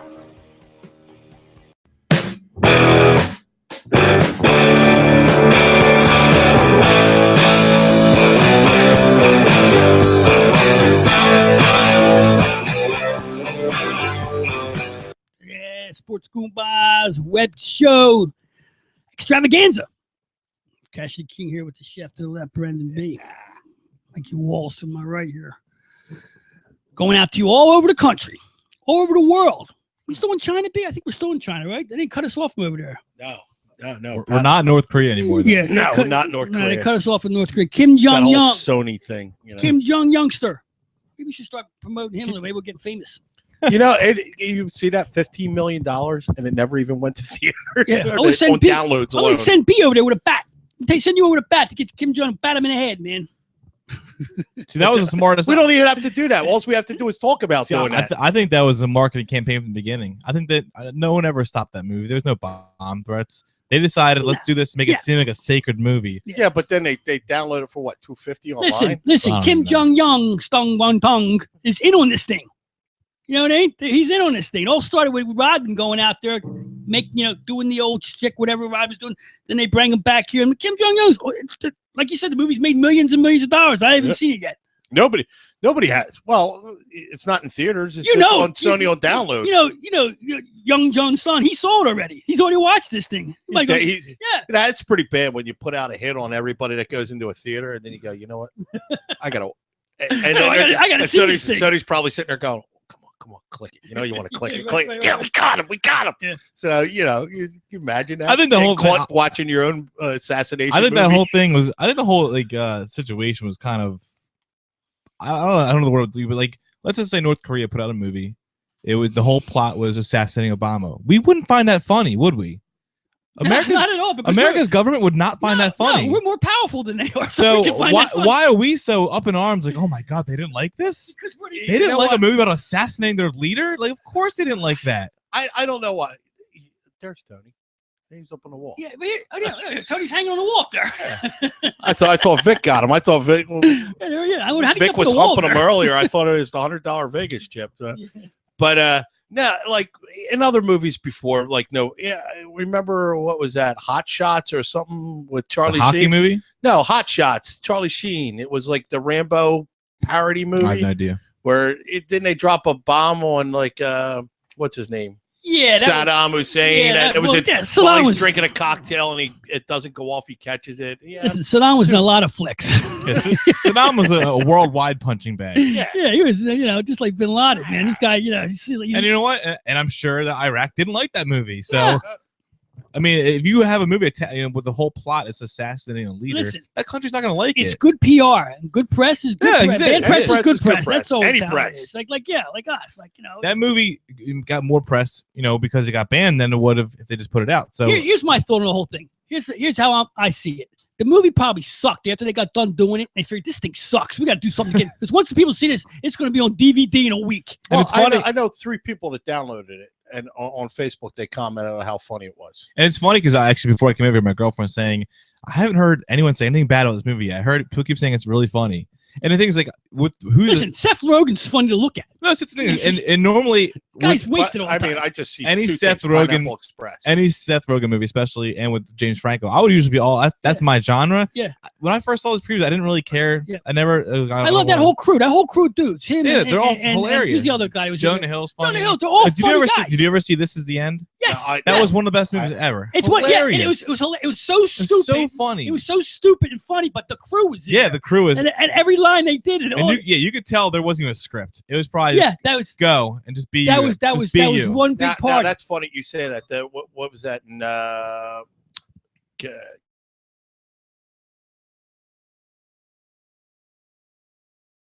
when that it just, I mean, for all intents and purposes, I think we were talking about, it said Chevy Chase, Bill Murray, whatever the character's name, meet and joke around and talk. And that's it. There was no lines. You're always bringing my mood down here. Yeah, what's up with that? They bullshit about that. What do you mean mood? It's just No, funny. you know my thing with old movies. You're always bringing my mood down. We're talking about. I know what he means, though. They ad-libbed the whole thing. That Yeah, whole no, I'm scene. talking. No, but yeah, that's and they didn't like each other, by the way. They had know. that one, but They didn't? we're talking about here with these. This is the whole crew. The entire 12 guys. Yeah. Was the whole Even the cameos. The it's- cameos yeah, are it was phenomenal. it was the Rat Pack crew of the Mhm. of the 2000s comedy guys. You know, the guys that were making movies now that are putting the money together. And you know what? With that crew in there doing what they do without a script, it's almost like doing Saturday Night Live. You know, where you're just going with it. Mhm. And you could almost, and I like that movie too. And it's funny you said, because not too many people said they liked that movie or even saw it or cared about it.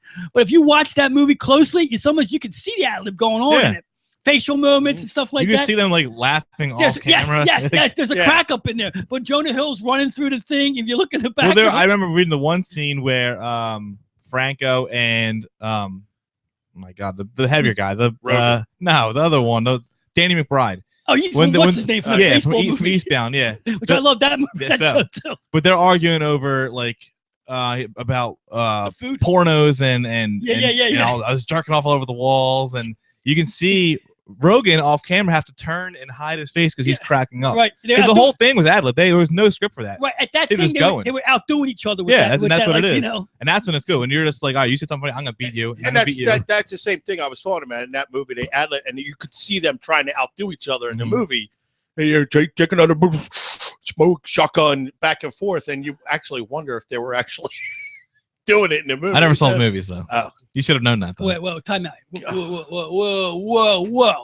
I never saw Caddyshack. Wow. Stop. You never saw Caddyshack either? Nope. Get the fuck out of here. I'm telling you, That's it, man. before This is 96, Cassidy King. I'm looking for another man to fill my third seat to the right here. I saw Happy Gilmore, and that was my fix for golf movies. Happy Gilmore was stupid. Happy Gilmore was I can Stupid movie. recite that entire movie line by line. Yeah. It was good, but I mean, No, it was stupid. Happy Gilmore was stupid. It was just it was typical. a fun movie. It was fun. Yeah, that's about it. It was a fun movie, but like, Caddyshack, oh my gosh. I don't see a lot of movies. I don't get around to them. No. Don't bother B. I mean, he don't know what you're talking about. I don't know what I'm talking about. it's worthless. All right, moving right along. I was talking about before we went to break was predictions this year. B, what give me one of your predictions. We'll go one at a time. We did 3 each, I guess. All right, this might be a joke, but I predict he's going to watch some friggin' old movies right now. I predict he didn't write anything down for the segment again. No. I predict that you will see more from Monet Davis this year. Doing what? The little leaguer. The little leaguer. girl. Go. She just got named what do you call it? AP's Female Athlete of the Year. I just see her going on to do better things. What could she possibly do in 2015? I She's don't too know. young to do anything. No, She's I too don't old know. for Little League and too young for Yeah, anything no, else. No, I just think you're just gonna hear her name pop up. In 2015. Yeah, and this year coming up, you're gonna hear something. She's a bright star. She's gonna be good at something. Okay. Mikey, what do you got there? We're going one at a time? Yeah, we'll go through. We're just going to see if we can agree or disagree. I don't right. think Monet Davis can do anything at this point because she's too old and she's I too did- young, and she's in that tweener year where there's nothing for her. She can't play baseball. She can't play college ball. So what else is there for her to do? If you think about it, appear on more shows. Yeah. That's about it. Well, that's what I mean. You're not gonna hear the end of her. That's all. I have a pair of NFL things for next season. You kind of touched on both of them so far already. One, I said the New York Giants are going to win the NFC East. And I said this is going to be Peyton Manning's last year. Wow, you pretty much that's not you touched on both those things. That's a predict. I mean, that's a. I was listening to you talk. I was like, damn, man. To me, stealing my thunder. Here's one that my prediction is San Antonio is definitely winning the NBA title. I spent the last couple weeks watching basketball when I could, just to get myself up to speed to see who's doing what in the NBA, because it's a sport that I used to love. And I haven't been able to get into it in the past 10 years. I really haven't. So I started watching a little bit to see who's what. The whole league stinks. I mean, I'm watching basketball here, and I'll get to. We'll do these predictions as we go, as we finish up the last half hour. And San Antonio is the only team out there playing basketball right now, as far as teams concerned. We touched on a couple times over the past couple of weeks where in the NBA. There really is only like 5 teams who have a chance. Another 25 are just playing to either make money or have fun. Well, my prediction, Benny, is San Antonio wins the title and Tim Duncan walks away this year. I think he's done this year. There's no more this guy can do. He gets his 6th ring. I think if he won, I mean, but let's say he does win and gets the 6th ring. Yeah. How can he not try to beat Jordan? How could he not try to beat Jordan? Why bother at this point? Because why bother? Why go for the most? But ever? I think Duncan's done. I think he in his mind. I think last year he's to the point now to where I would walk, because first of all, the San Antonio team, they're going to have to rebuild it after this. I think contract wise I'll admit I don't know their financials right now. If there's a way that this core 5 or 4 can stay together, let's just say they do win a ring, how can you possibly walk away going for a 3-peat and going for the most rings of all time? You can't. Well, he's already got the most NBA. I think he ties. I believe I have to check. He might tie Russell for appearing in the most title games. I think so. Yeah, after this one. 12, right? No, not 12. 12. Been 12 finals. Russell didn't win 12 finals. No. Duncan's been to like 6, I think. He's been to 7. They lost 7. I know he lost to Detroit. Who else did they lose to? They didn't lose to Jordan. They didn't lose in the early years. No. They lost. I'm not a baseball guy, but they lost to Detroit, and they lost to. No, you might be right. I think they're 5-1. 5-1. 5-1. Yeah. Well, I just think this year. That's my prediction. Yeah. I mean, I'm not saying you're wrong. I just said if I'm Duncan, you can't walk away knowing. Yeah, just getting off the NBA thing. I spent a little time doing my migraines in the wire when I had a few extra minutes. I watched some NBA channel, and they ran some old school stuff. They ran. I watched a few hours. I think it was on Christmas Day, I believe. I watched they ran a 2-hour Magic Johnson, Larry Bird. They ran that whole thing from college up, and they ran the Lakers run, and they ran the Detroit Bad Boys run. Really good narrative to the NBA back in the 70s, the 80s, and 90s, running up to the 90s. And then they ran the Dr. J 2 years, the whole ABA, NBA thing. And it brought you back to old-time basketball, when basketball was really good, the 70s and 80s basketball and into the 90s.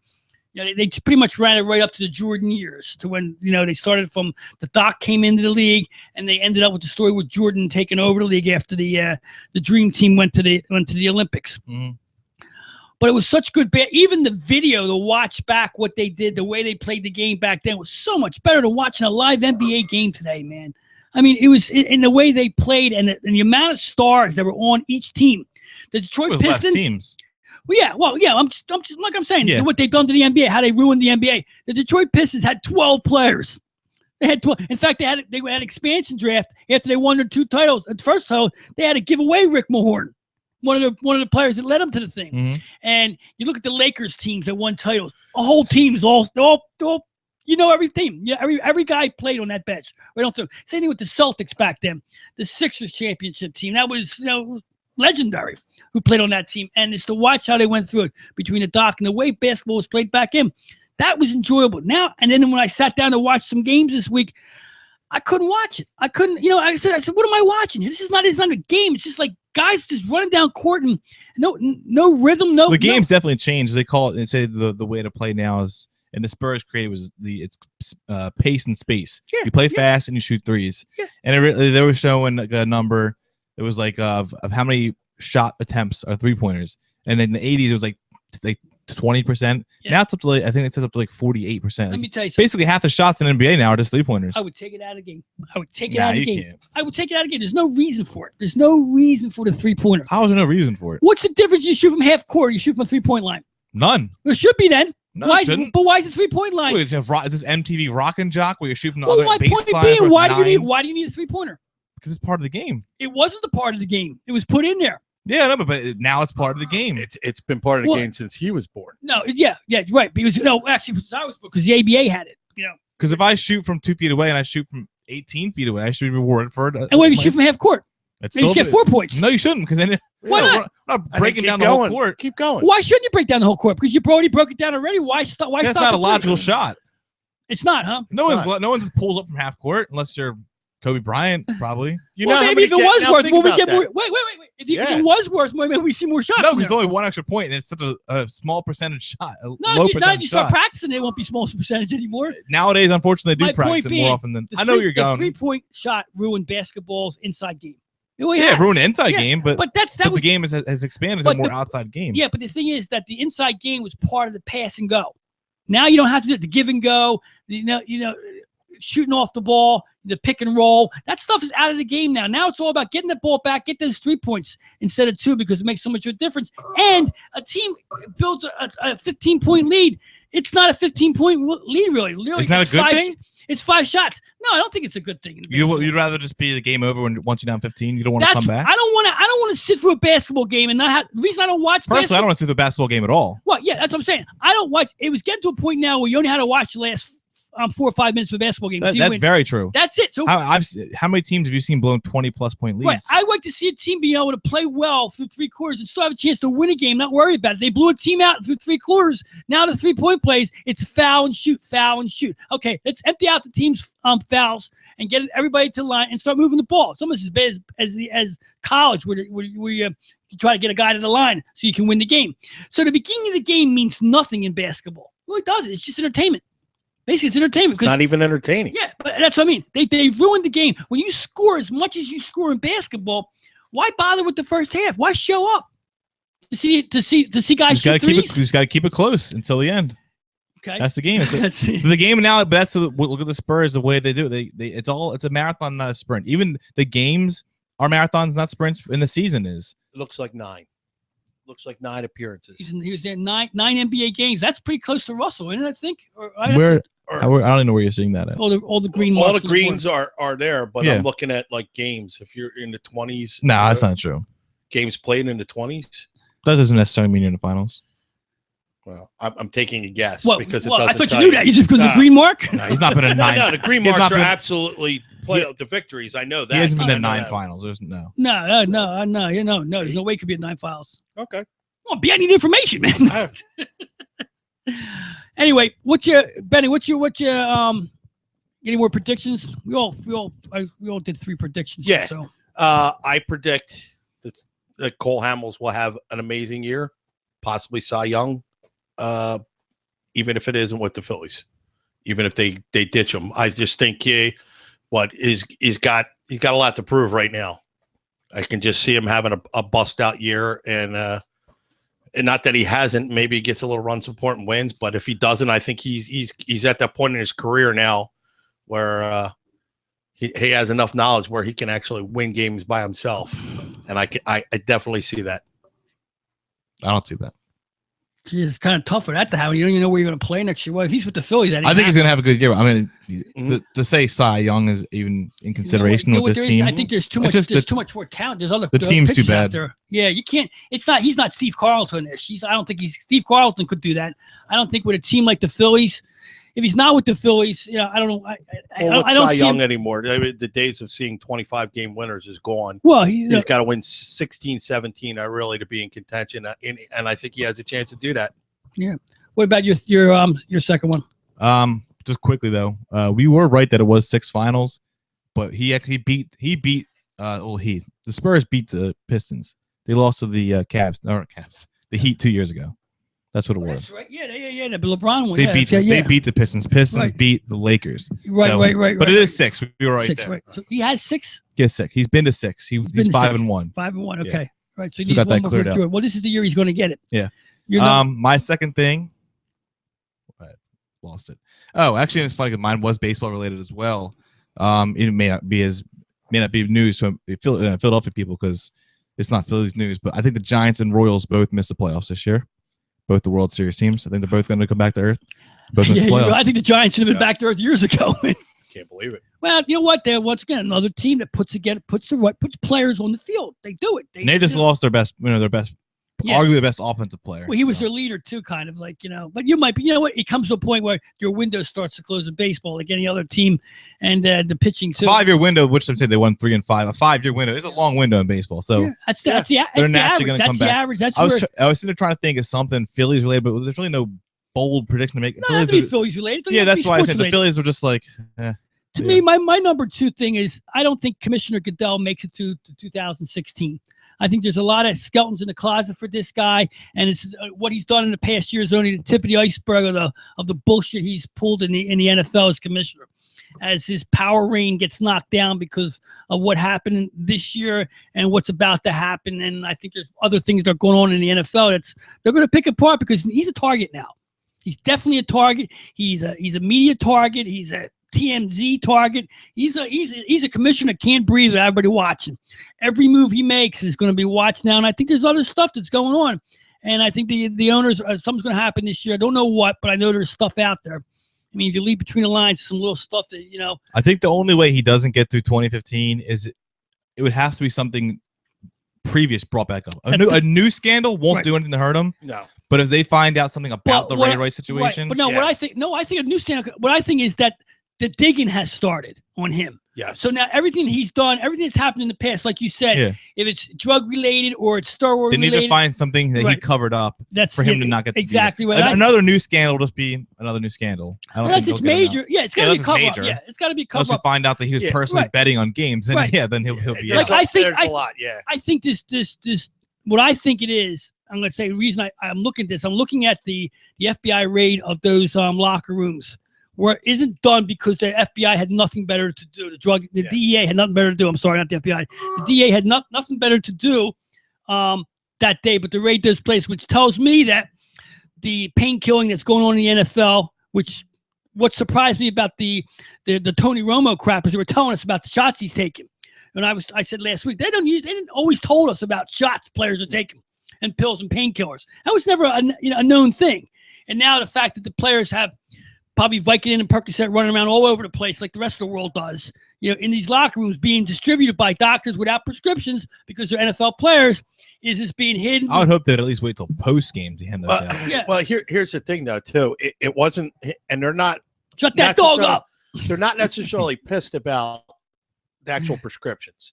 It's because they're traveling teams, and it's going over state lines. And that become federal offenses. That's what it came down to. If you read the fine print, it's because it's considered. You're talking about sports doctors. You have to be licensed in every freaking state in order to write a prescription for all the way around. And that was the major thing. I didn't think it was DEA. I thought it was, because that's why. Okay, look, you got a bad back. Your doctor prescribes Vicodin for your bad back or Percocets or whatever. That's not illegal. I don't think the fact that you take it across state lines is illegal. I don't think that's what they were looking for. What I read about the whole thing was the distribution of it, how it's being distributed with guys the fact that they couldn't get it and it was being pulled in by other sources other than doctors and things like that. Yeah, but you got to look too. They hit the visitor locker rooms of all those places too. It's not like, I mean? It wasn't all the home teams that got raided. It wasn't just the home teams, is what I'm saying. What's your third one? We're running out. My third one is, I didn't really have a third one. All right, so I go, wait. It's not mandatory, man. You have a third one? You got a third one? I'll two quick ones. I want you to elaborate. You can have one of mine. I got a third one. My third one is Justin Bieber fakes his own death. This crackpot, man. What did he do? Fly in a plane this week? He had his own. I don't follow Bieber news. Well, it was popped up on a Facebook that I just thought it was ironic. I'm looking at this clown. I can't believe somebody. You follow him on Twitter and things. You got all of his updates. Listen, I'm looking for our new patron saint, Justin Bieber, and he might be close. And Lindsay Lohan. I want them two to make a comeback, so I have someone to pick on. Amanda Bynes. Actually, I don't. I did see actually news. It's funny. I did see news today. Lindsay Lohan's dating a former Eagles quarterback. What? A Detmer? No, it's a guy who played 3 weeks for us in spring camp like 5 years ago.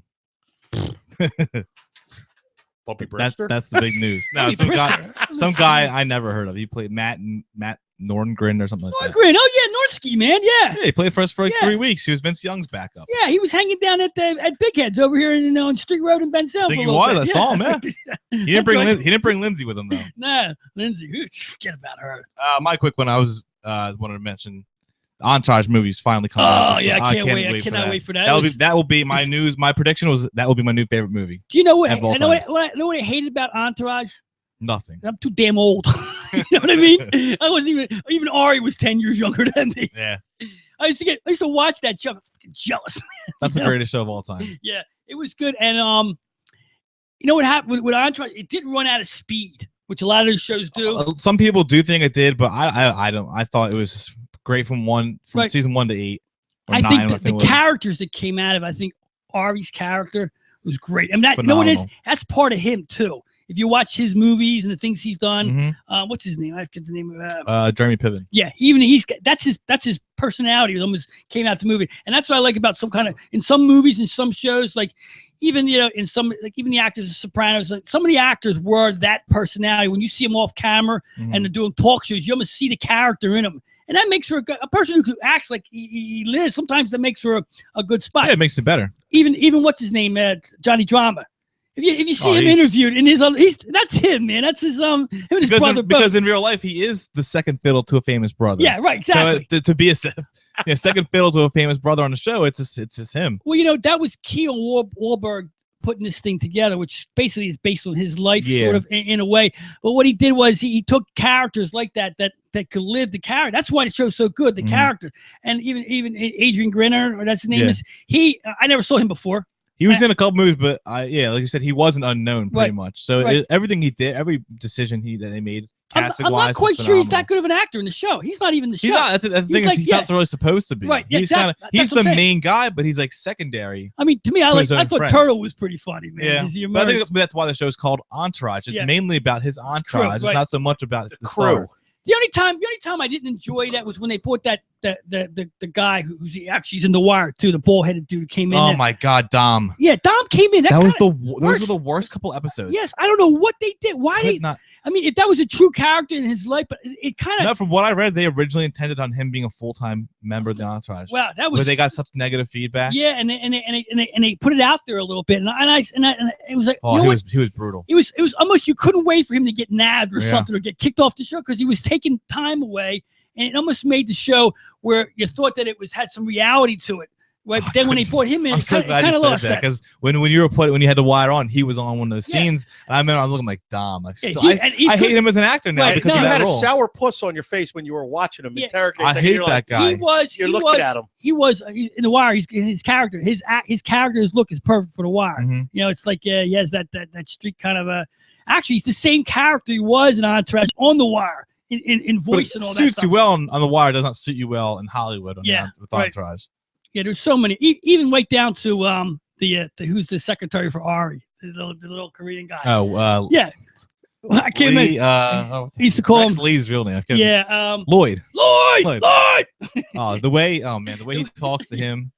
Yeah, the whole like you said, every part of it was good, and what's really good about it is also they brought the cameos in good. Mm-hmm. The one where Dice came in there. Yeah, they didn't just like throw it in your face for like here's who all the famous people we can trot out. They all kind of played like they were walking down the hallway, and there's Jessie Jane and her crew like that, and then they Cuban was on a couple episodes, right? And then they bring in like the girlfriend who's the actress they brought in to get him a date and stuff. There's always a lot of good cameos. Yeah, done right. Yeah, that's a perfect show. I don't really love movies that Wahlberg's in. Mm-hmm. I don't think he's a great actor. I really don't. I can't think of anything that he was in. I've seen a few Wahlberg. I thought he had a good role. Which one? He had a good role in what's the one with the Boston Mob movie? The Departed. He had a good role in that one for what he could do. He wasn't the main character. He was good, but all these tough guy movies and Ted and stuff like that. I don't buy him as a tough guy because he's Boogie 5'6". Huh? Boogie Nights? Yeah, that was one of his better ones. But you know what? But if you watch Boogie Nights and watch the acting, it's terrible. Boogie Nights, the movie, and even Burt Reynolds was terrible in it.